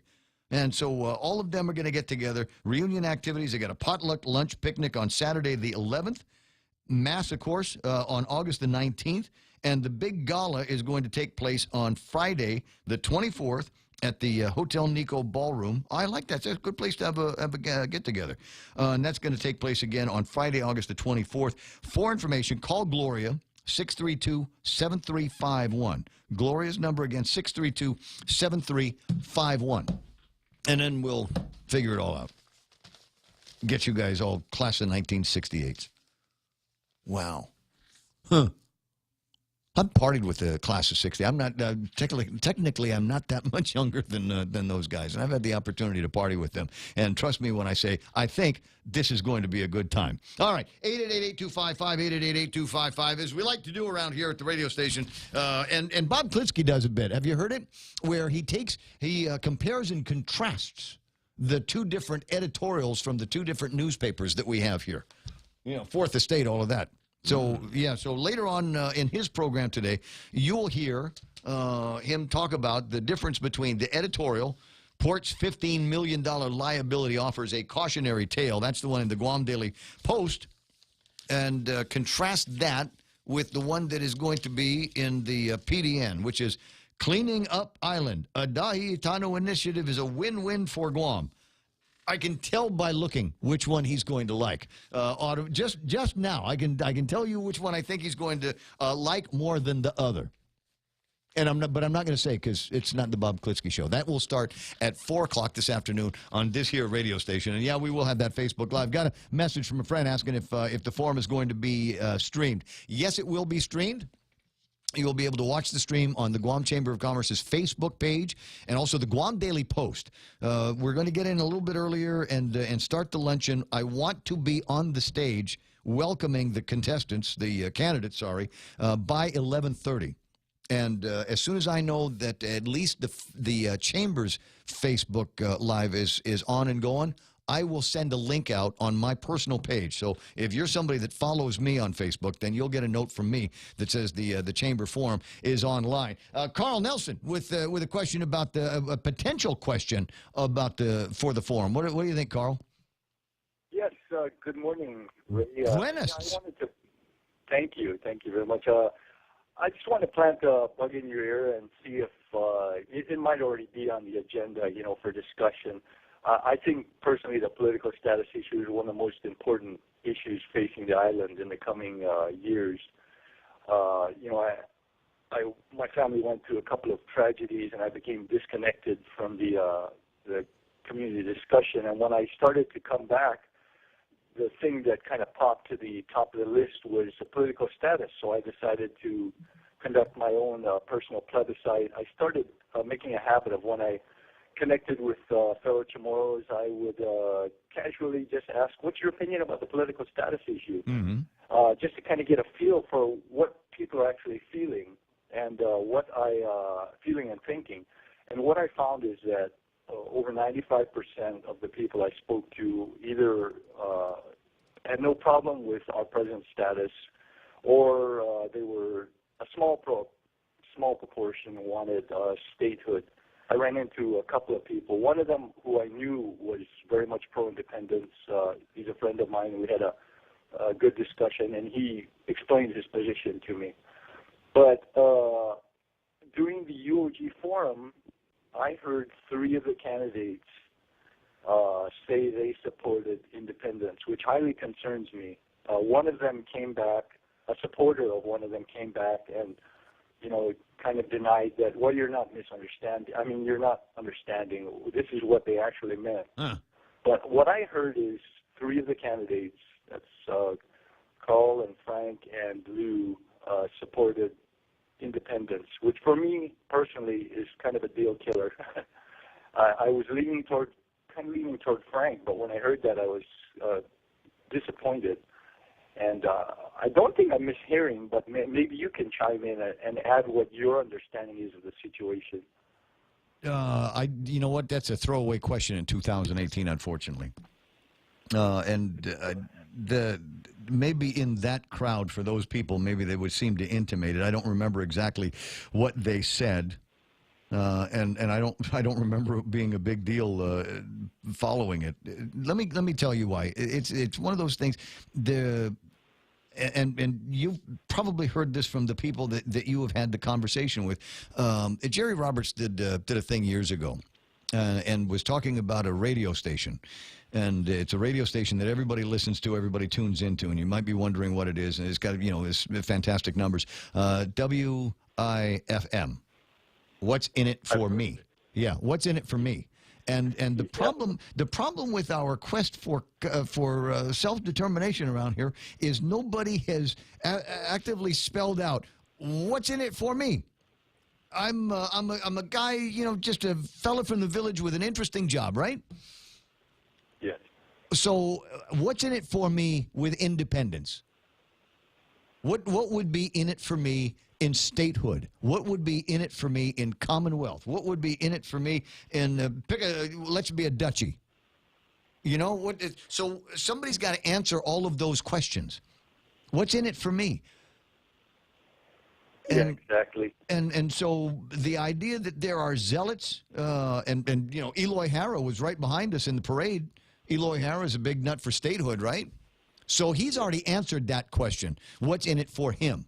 What his job is now is to answer the what's in it for me question for everybody else that might be convertible to the topic of statehood. Personally, I believe that statehood is a vote for status quo because we're never, ever, ever, ever, ever, ever going to be a state.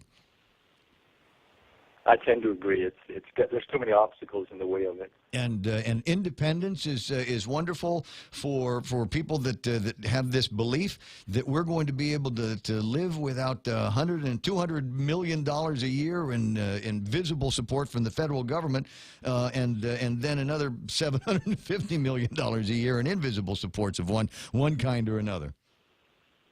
Yeah, one thing I find missing from the discussion.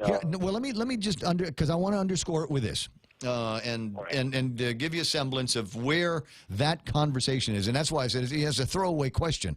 Frankly, I'd rather ask another question about something that people actually care about. In the online poll on the Guam Daily Post, what issue is most important to you in this year's election? Cost of living, cash shortfall, holding public officials accountable, Guam Memorial Hospital, public education, crime, illegal dumping, inadequate health care, job security, military buildup, land programs. Did I say, is there anything in there about self-determination? No, there's not. Nothing. Donut, baby. So I mean, there might be a population out there, Howard Hemsings and a few other blokes that are running around talking about independence, and then there's a bunch of other people that said, yeah, I'm all for independence as long as I get to keep my American passport and the new Quest cards come in. Yeah, and with all the points you brought up, that's one of my concerns is why would some candidates back that direction when in fact the people I've spoken to, and I'm still speaking to them, dozens and dozens of people with Chamorro bloodline, tiny fraction want to go in that direction. Why would they support going in that direction? It doesn't make any sense to me. I think people are pretty. I think there's a lot of people that are pretty comfortable about the status quo. We might get irked when they start talking about a military buildup threatening a seven-spotted butterfly that nobody ever knew about in Letekzen, that everybody up until recently called Retidian. I don't know. It seems to me, right, in my pedestrian lane here at the radio station, there might be those people that rankle at that. There might be people that rankle that we've got this solid waste system that was shoved down our throats we're better for it, but it was shoved down our throats. Michael Riley from the Federal Communications Commission wants to tell the governor of Guam what he can and can't do with 911 money. Well, how dare the federalists do that?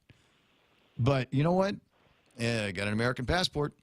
My family that doesn't work anymore, because they all got the Quest card.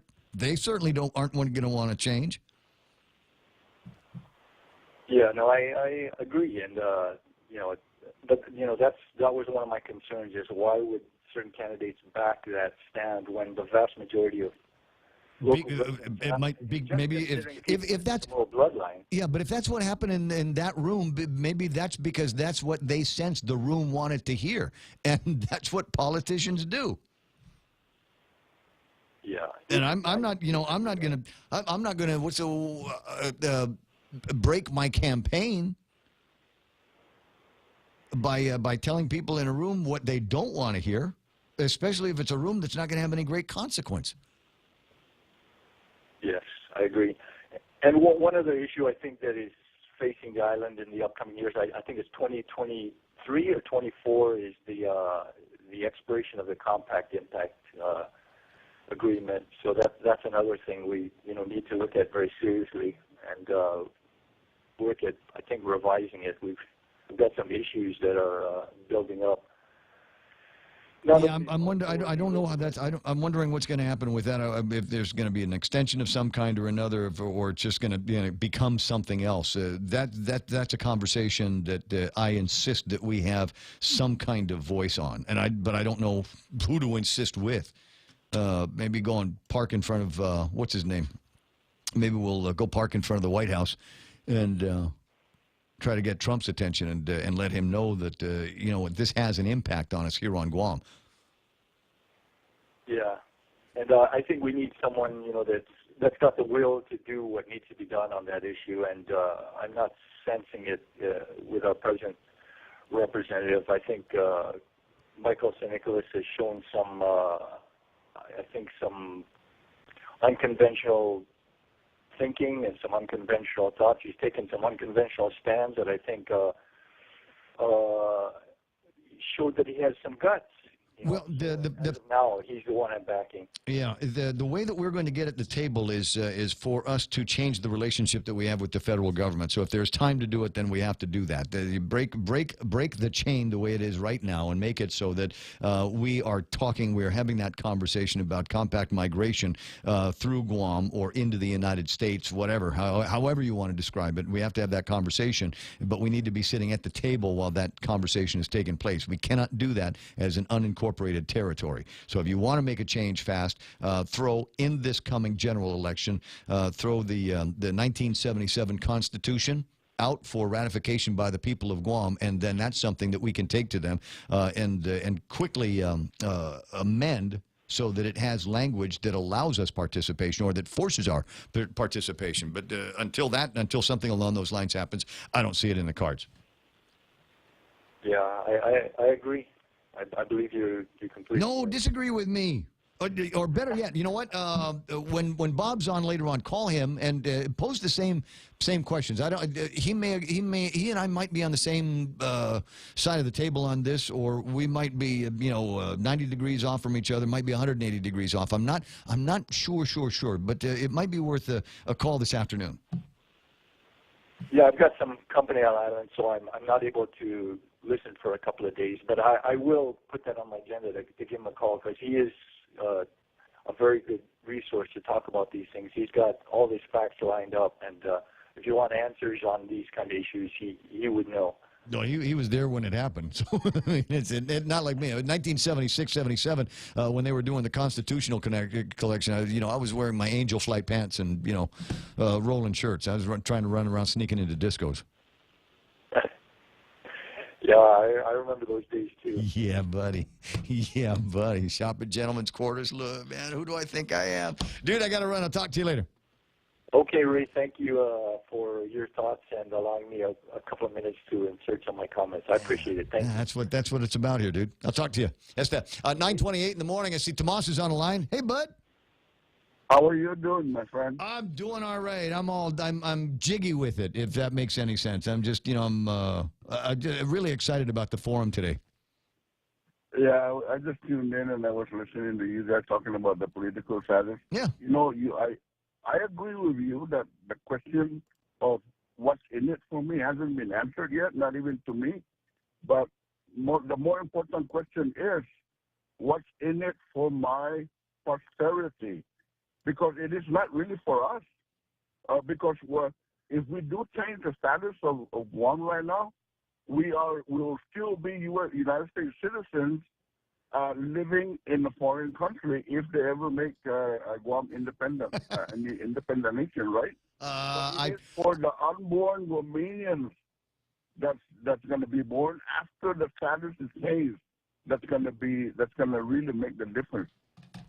Because a lot of people don't understand that even if they change the status of Guam tomorrow, people that are already born now will still be United States citizens until they change their status by renouncing the U.S. citizenship, right? But it is the people that are born immediately after the signing of the status change, then that will make the difference. The people that will their citizenship will be changed. You see what I'm saying? I do, but it depends on what it will depend on what happens with the Organic Act at that time. So a declaration of independence is something, you're right, that would happen. I mean, that would be unilateral, right? I mean, that would be Guam saying we're independent of the United States of America, and therefore the Organic Act no longer applies to Guam. So if I'm an organic citizen, as has been referred, I don't, let me defer to the lawyer. 4 o'clock this afternoon, ask Bob Klitsky that same question. Okay. Because he's the one. Because I can hem and haw about the answer and think in what I think are procedural common sense directions. But I guess it would depend on how that independence is seen. Is there still an Organic Act that would provide for my citizenship? Some would say that the Organic Act, a congressional measure, doesn't make any difference. And that we are all, by virtue of the fact that we're, born on Guam, constitutionally Americans. But I think I'm correct, because once you become a U.S. citizen, they will not change that unless you yourself change it. Right. So I'd have to actually go to the airport and talk to the customs guy, give him back my passport. All right, Ray, I'll have to talk to you later because I'm on the road and this cop just giving me a dirty look right now. All right, Mingo. You take care. Right, thank you. I will. Yeah, call Klitsky on that. He'd be the one that would be able to give the cold, legal, practical view on it. I don't know. Seems to me that, we're American citizens. I've got a passport. That doesn't change because Guam says that it is independent of the United States of America. My passport's not going anywhere. And it seems to me that if it was, it would have to be the federal government coming after me. And the Department of State coming in and saying, okay, since the town that you live in is no longer considered a part of the United States of America, you have to make a choice. So here's our self-addressed stamped envelope. Please put your passport in here and X out your name and send it back to us. Yeah, they could do that. More than likely, they would just simply discontinue the passport because they have the little machines you can scan them with now. Yeah. They just put that number in as and say, no yeah, good. it's not valid. Yep. Yeah, Ray didn't pay his taxes, so he's out. Yeah, you're right. You're right. It's not like the old days where you needed the paper document to get you through. Really, all it is now is a vessel for some kind of a chip that goes in there and can identify who you are with a little zip through the machine. How cool is that? It's 9:32, and we'll say 9:32 is iConnect time. That's the way I'm trying to say it. Connect longer for less? No, that was last month. The new one is why pay more for less. Right? You can get incredible service with their push-to-talk, their mobile plans, and their internet plans and pay less than the other guys. It's the practical choice with iConnect. Sometimes a penny saved can lead to much more than a penny earned. With GPA Energy Sense rebate program, the power is yours. Earn money back while saving on your monthly power bill. GPA Energy Sense rebate program will help lower your initial costs when purchasing approved GPA energy efficient appliances and upgrades with monthly savings you can expect. For more Energy Sense saving ideas, visit GuamPowerAuthority.com or like us on Facebook. GPA, bringing energy solutions to you. Hi, this is Kathy, and I'm back in Guam ready to set off the fireworks with our 4th of July sale at Furniture Kathy Style. It's packed with fabulous furniture and prices that will blow your mind. Get 15 to 25% off store-wide or 12 months interest-free with approved credit. Our beautiful lamps are buy one, get one 50% off. Save big on hot deals like our 4-piece Ashley Slay bedroom set, starting at just $4.99. Stop by and see us at Furniture Kathy Style in Hagåtña. The Extra Point with Jerry Roberts of Guam Training every morning on The Ray Gibson Show. It's happened to me, and likely has also happened to you. I'm talking about having a bad day. I'm Jerry Roberts, and at 7:20 a.m. on The Ray Gibson Show, we'll talk about ways to come back from one of those. You can find daily transcripts of The Extra Point by Jerry Roberts at GuamTraining.com. Tune in every weekday morning at 7:20 for The Extra Point with Jerry Roberts on The Ray Gibson Show on 93.3 The Point. Are you disturbed? Is it disturbing to you that a business has unpaid taxes but was allowed to renew their business license? You know who gets to make that call? John Camacho gets to make that call. And you can be disturbed all day. You may be expressing concern, as the Attorney General did, all day, but there's not much that you can do about it. And you may want to do a little bit of further review by your office, but I think what they're going to find is that when it comes to matters of taxation, John Camacho is the man. And no, you don't have to ring him up. It's all right. We're way into the small talk portion of the show. I got Daryl Taggarty, and I was talking about how statehood is never, ever, ever, ever, ever, ever, ever, ever going to happen. And he says, wait, hold, time out. Statehood is immediately possible if we vote for and Hawaii votes to annex us as a new county in Hawaii. Mr. Juan Pat's mid-60s discussion is in a periodical on display at the Guam International Airport. And I vaguely remember that conversation. Vaguely remember when I was, freshman at the University of Guam. And I don't even remember what the class was that they were talking about it. And it came up, and I remember all the students, 18, 19-year-old kids kind of look at each other going, what? Can we do that? Is that something that we really want to do? So we'll go to Hawaii. No. We'd vote for statehood, and then we would go to Hawaii, and they'd annex us as a new county. What would they do with the county that's 6,000 miles away, number one? And do you know how poorly run Hawaii County is? That's the Big Island. Yeah. It's worse than here. And it's a state. So that's not a solution at all. Yeah, Chris Baitino saying the same thing. Annexation of Guam by Hawaii would be awful for us. Look, we already have, we're all brown brothers and sisters, right? But when we find out that Hawaii gets something before we do, don't you just lose your mind a little bit? Or the idea, remember there was guys at the post office used to hate this because they wanted new postal vans, right? And so they'd go to our district headquarters in Hawaii and say, okay, we want some new postal vans. And the guys in Hawaii would send the old ones. And they would go, well, they're new to you. Denied. Jeez. Or the idea that has been floating around since I was a little boy. And every once in a while, you get there's a couple of new homeless people wandering around that aren't from here. And I'm not one of the guys that goes and pries, but other people have told me in their prying that they go, where'd you come from? Oh, we're from Hawaii. Mm-hmm. How'd you get here? They wanted to get rid of me, so they put me on a plane. They were doing that for a while. So we'll send you anywhere you want to go. Yeah. That's that you're legally allowed to go to. And a lot of them said, oh, I don't want to go to the mainland. They hate it there. They'll freeze to death. Yeah, that's right. Go someplace. It's warm all the time. Okay, let's go there. And so there's the theory is that we have been the dumping grounds forever, and you think that would change if we were a county of Hawaii. I don't know. I think you're right. People that live here now and came from Hawaii are going, no, seriously, you don't want this. Is a bad idea. Can you imagine the rule? I'm often say that, and because I think it's true, there are things that you can't do on Oahu that run counter to the way I was raised. Mm-hmm. There was, let's start with having a beer at Waikiki. Right. Can't do it. Nope. Well, Only you can. Only once. Yeah, right. There, you will, if you go to Wikiwaki and you open up a beer, there's going to be trouble because you can't drink on the beach in Waikiki. True. What kind of nonsense is that? What kind of silly hung-up thing is that? They'll that you ban cannot- surfing next. No. Might as well. Get rid of the postcards. Because I remember when I was young and chasing a girl at the Hawaiian, I remember I got there and I said, let's go have a barbecue at the beach, and they laughed at me like I was from another planet.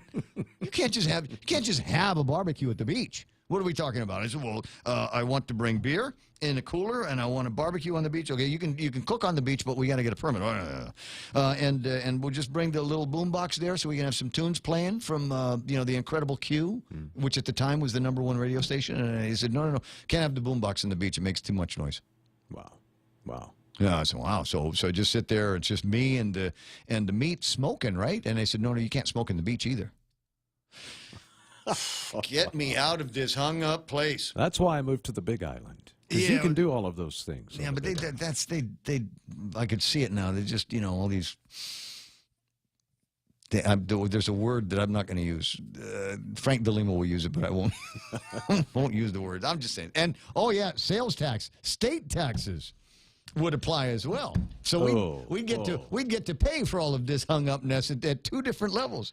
So I don't know. So practicality, it's there. It's an idea. It's something that we can chew on. And I think I'm done chewing on it. And Daryl writes back because he's Daryl. Reunification with the rest of the archipelago. Now that's something I would be for.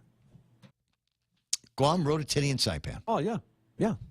All the way up. Yeah. All the way up. We go all the way up to It Maud. won't even be northern, southern, just Marianas Island. We just, all the way through. We're what they refer to as the third chain. Right. Right? So we would go all the way up to formerly Iwo Jima. We could go up to, I could make the case, we could go take this all the way up to Iwoto. Okay. Right? Yeah. And then that would be, we just say all of that is the Marianas. And we would determine. The Japanese might argue with the Iwoto. But we got in a scrap with them before we won, remember? Yeah. Well, it's just a rock. It's sitting out there not doing They're anything. not doing anyway. anything with No, it. they're really It's like not. an emergency airport, isn't it? That's about it. Yeah. So, we could do all of that stuff. But it would require all of us to politically get together again. They're a Commonwealth, and we're an unincorporated territory of the United States. They have been administered by different people in the past. And frankly, I think they were upset to see the Japanese go at the end of the Second World War because that was what their economy was based on. It used to be more Japanese living in Saipan than actual Saipanese. They tell me. And so now here it would be 2018. We've been separated politically for X number of years. And would there be advantages to us getting back together? Possibly, right? But here's the question. See, they've already got their own leadership in Washington, D.C. Wow. Right? So would we still have two? No, we would only probably get one. They'd probably only give you one because now you're consolidated. So if which we one? even got to do that. Which one? So Saipan with fewer people here could say, you know what, we like Kalili. We want Kalili to be our man. And Kalili would have to run and get more votes than Madeline Berdallo on Guam with the larger population of people that live here. So they're already upside down in virtually every election that they do. So I'm not saying it can't be done, and I'm not trying to shoot holes in the theory. Frankly, these are theories that other people that have talked about will do it. Will leadership in Saipan now go after the reunification? There's still people that are mad because apparently back in the 60s, somebody held some kind of referendum here and said, do we want to merge with Saipan? Saipan said yes, we said no, and they're mad about it still. I think they're still mad about that. I think at that point, the people that said no probably had reason to believe that statehood was in our future. Yeah. I don't know. It was a long time. It's a long time ago. Maybe with the different things. Will Castro has made it so they can come down here with their driver's licenses and get hours, right? So maybe there's that little hands across the water. Just that one little thing is all we need. Tell you what we could do with that though is you think about the veterans that live up there. People that have served, and if you think it's hard getting service for yourself here on Guam, imagine how much more difficult it is for them up there. So maybe the concept of reunification, at least at that level, might work out for us. 9:43 in the morning. Yeah, it's a fun conversation, isn't it? I don't know. When it comes to self-determination, I'm from the Kaleo Moylan School of Thought. You remember when Kaleo was in charge over at the chamber? I remember he made a speech about this. And we can bitch and moan and complain and bellyache about the federal government all we want to. And we can go on the radio hours and hours of talking, write editorial comments, use up all of the ink that they have at the Daily Post if you want to. It doesn't make any difference because we're still in unincorporated territory. Until our status changes, until we decide that we're going to do something else, then I just don't see about I don't see how we're going to be able to make any difference in Washington, D.C., talking with the very small voice that we have now. So we got to find a way to amplify our voice. And if it's becoming bigger by virtue of unification with the Mariana Islands, boy, and tell me, where do we have Pozzolan? Do we still have Pozzolan on one of the islands? Because they were talking about mining that on one of the volcanic islands up north years ago. The CNMI government was never able to get their hands around it, but maybe we might have the resources here with Gita to do something along those lines. But at any rate, so maybe the way to do it is to get bigger, but maybe the other way to do it is to just plow down some alliances in Washington D.C. and not in the House. Forget the House. The House is useless. Real power is going to be on the Senate side, so we need to start making even better friends with the Senate guys. So every time MZB starts talking about Codels coming out to Guam, those are the opportunities that I like to have with guys. 9:45 in the morning. Joe's on. Hey, how about Joe? I'm sorry. I just wanted to find out where's the forum at? The forum today is going to be at the Hilton in the ballroom on the lobby floor. But the problem is the ballroom on the lobby floor is sold out. There's no more chairs. So here's what you do. About 11:20. Be checking your Facebook, and 11:20 or so, I'll give you the link. The Chamber's Facebook page is going to be playing the video, and so is the Guam Daily Post. The Chamber's Facebook page? Yeah, Guam Chamber of Commerce. Look for that on Facebook. And what was the other one? Guam Daily Post. Okay, thank you so much. Oh, you're welcome. You're welcome. All 5 of them are going to be there because it's a gubernatorial forum. And there are a number of, in fact, I've just gotten from the Chamber Forum Committee the last look at the questions that we're going to be using for them today. Now, as far as many of them are concerned, and is what we have been telling people, is that there will be 5 questions that we'll ask each of the candidates. So they'll all get a pass at the same question 5 different times. And so I know of the first 5, and then I will look at my watch and I will look at the panel, and we'll figure out how many more questions that we're going to be getting in. Now, we had pondered the idea of taking questions from the floor, but if there's a question on the floor that is specific to just one candidate, it would not be fair to the other 4 of the candidates that are going to be there. All of the questions have been pre-selected. Everybody has seen the questions, and so it will be interesting to see what the answers are. What is going to be interesting as well, and I've mentioned this a couple of times, but it was before you were listening, so I'll do it again. There is research out there. There are companies that are conducting research of one kind or another on the gubernatorial campaign. And what we are finding, what they have found in this research, is there is no one gubernatorial team from amongst all of them, apparently, that is ahead of the other. So, I mean, obviously Ray's ahead of everybody else on the Republican side, right? But on the Democrat side, between Frank and Lou and Dennis and Carl, they're in what I'm told is a virtual dead heat. So there could be, I mean, somebody's got to come out ahead.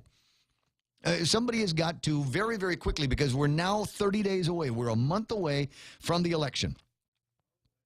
And so somebody is going to need to start pulling away. And maybe today is the day. Maybe today is the day of the start of one of these campaigns really actively, hardcore pulling ahead. Who do you think it is? Who do you think has got it? like I said, I was walking around the parade, and you see these guys, members of the campaign or the candidates themselves, going under the tents and saying hello. And there might be 2 or 3 people in a tent of 20 that even know who they are. Except Carl Gutierrez. Everybody knows who's Carl Gutierrez. But the point of the matter is, I don't know if anybody is going to be able to pull away up to here. Today could be the day.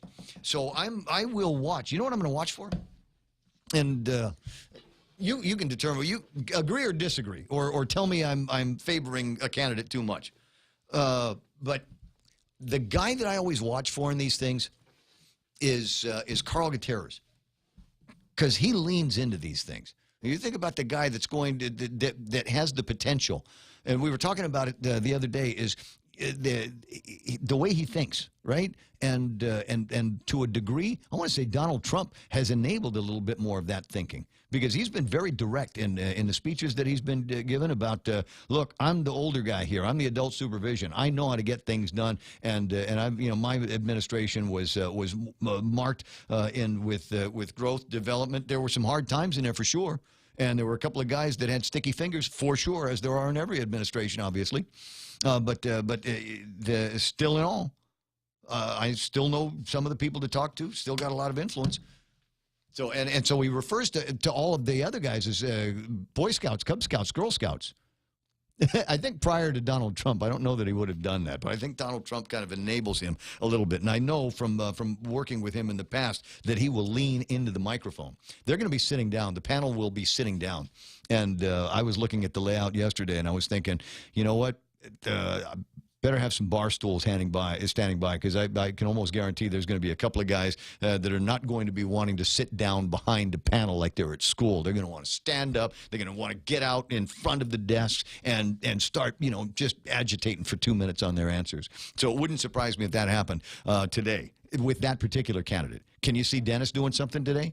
Is today the day that Dennis comes out with something in the forum that will, policy or practice or just being, provocative and relevant at the thing today? I have to say, I've already been somewhat mildly surprised at Rodriguez's ability to kind of get out of the shadow of himself, and be a little more assertive in his approach to things lately. So.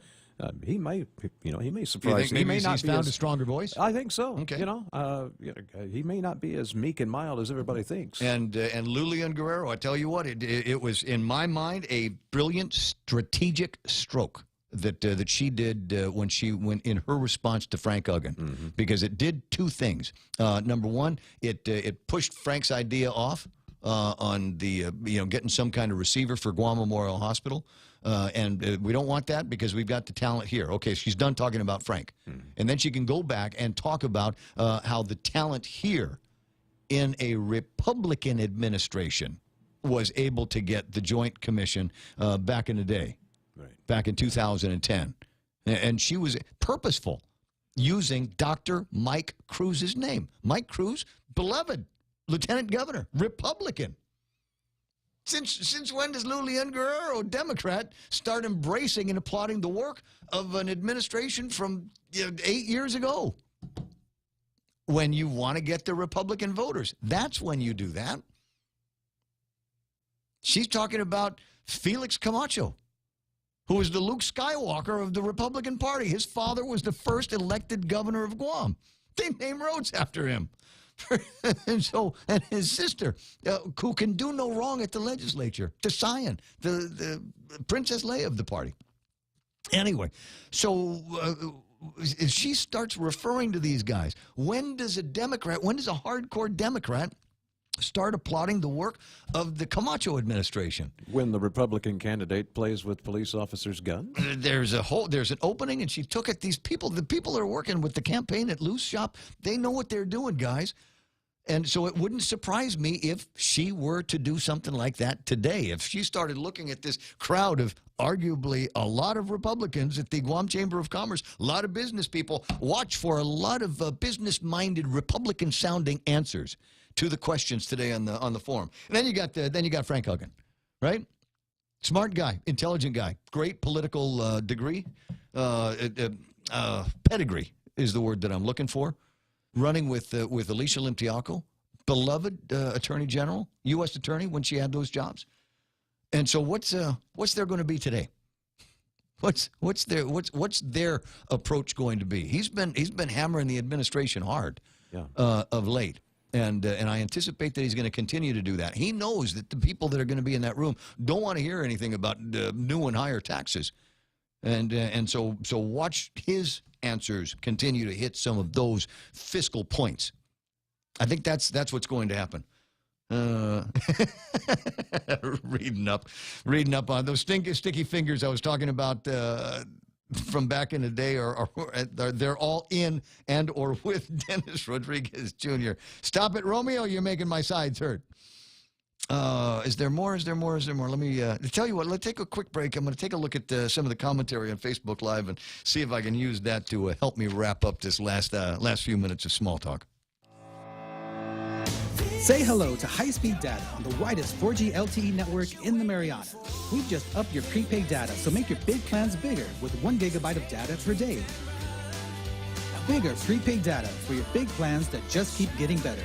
Enjoy high-speed data and unlimited local talk and text on the widest 4G LTE network in the Marianas.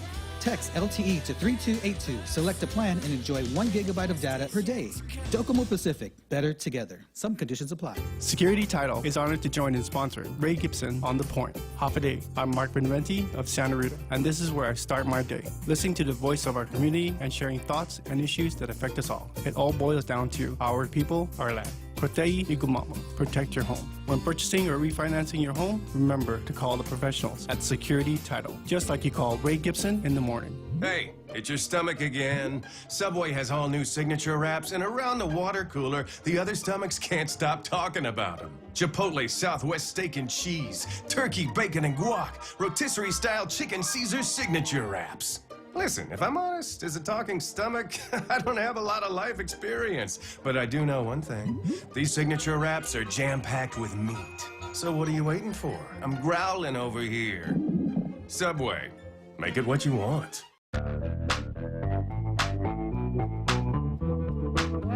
So there's a couple of other things. They were talking about the reunification of the Marianas. And you know, Eddie's intrigued by some of the conversation that we've had about the resources, as an example, the Pozzolan and some of the other things that they've got up there. You take a look at Tinian, and you know, you were talking about the penal colony or the prison farm.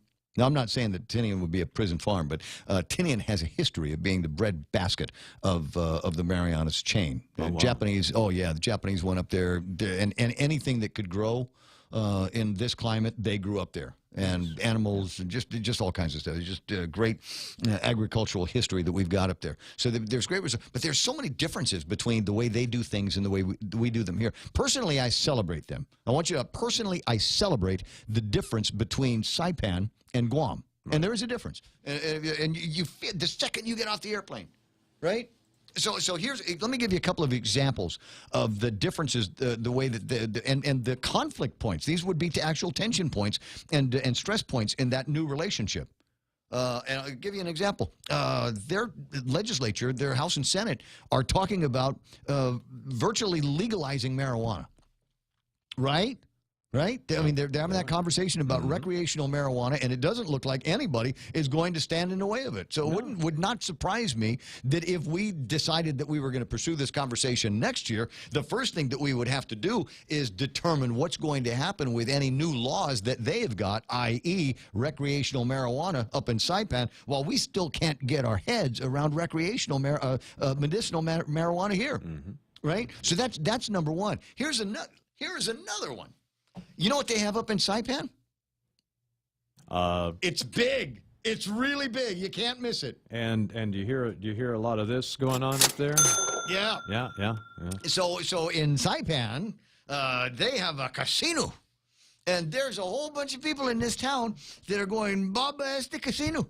This bad, we don't want casino. This gambling is bad for the people on B. But we'll allow for game rooms, 3 or 4 of them in every village on Guam, but no casino. Over heaven's sakes, we don't want that because gambling is bad. We don't want games of chance at our carnival. I'll bet you they had the colors game at their carnival on their July 4th. I'll bet they had that there. They probably had like 4 versions of it. I'm not even sure if I'm pointing at Saipan, but I'm just saying it's not there. I know it's not there. But so it's up there in Saipan. Actually, you were right. I think so. As the crow flies, I might be pointing in the right direction.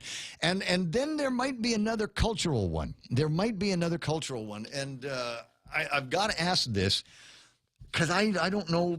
I honestly don't know what the answer is. So I'd have to find somebody from like a Brad or somebody. Remind me to chase this around when I'm more motivated. But here it is, and it's something as simple as this: how do they spell Chamorro up in Saipan? Do they spell it Chamorro? Or do they spell it capital C, capital H, AMROU, or any? Is it the same as we've got it here, or are they just the old school? Yeah, CHAMORRO, because we don't hang up on that as much as you do here on Guam. That's just how we refer to ourselves. Yeah, Saipanese. I speak Chamorro, but I'm Saipanese. I'm Guamanian, but I speak Chamorro, which was the old view from around here back in the 1960s. Like I said, comparison, contrast, and who's going to win in a conversation between all of us. We'll say, well, we'll put it to the vote of the people. We'll have a referendum, and they'll go, there's 3 times as many people in Guam than there are up here in Saipan. So you're going to win on all of them. Now, you know what? We'll just keep to ourselves, and we'll keep being De La Cruzes and De Leon Guerreros, and you guys can do what you want down there. Hey, I got to go because it's already 10 o'clock. This is KUSG Agana, Fox News Now. Skeptical of the help. I'm Lisa Lacera, Fox News. Some Republicans not so sure about President Trump's multi-billion-dollar plan to help farmers. The Department of Agriculture plan to spend $12 billion to farmers in payments and excess crop purchases is intended to help offset some of the pain caused by new tariffs. But Kansas Republican Senator Jerry Moran says it's not a long-term answer.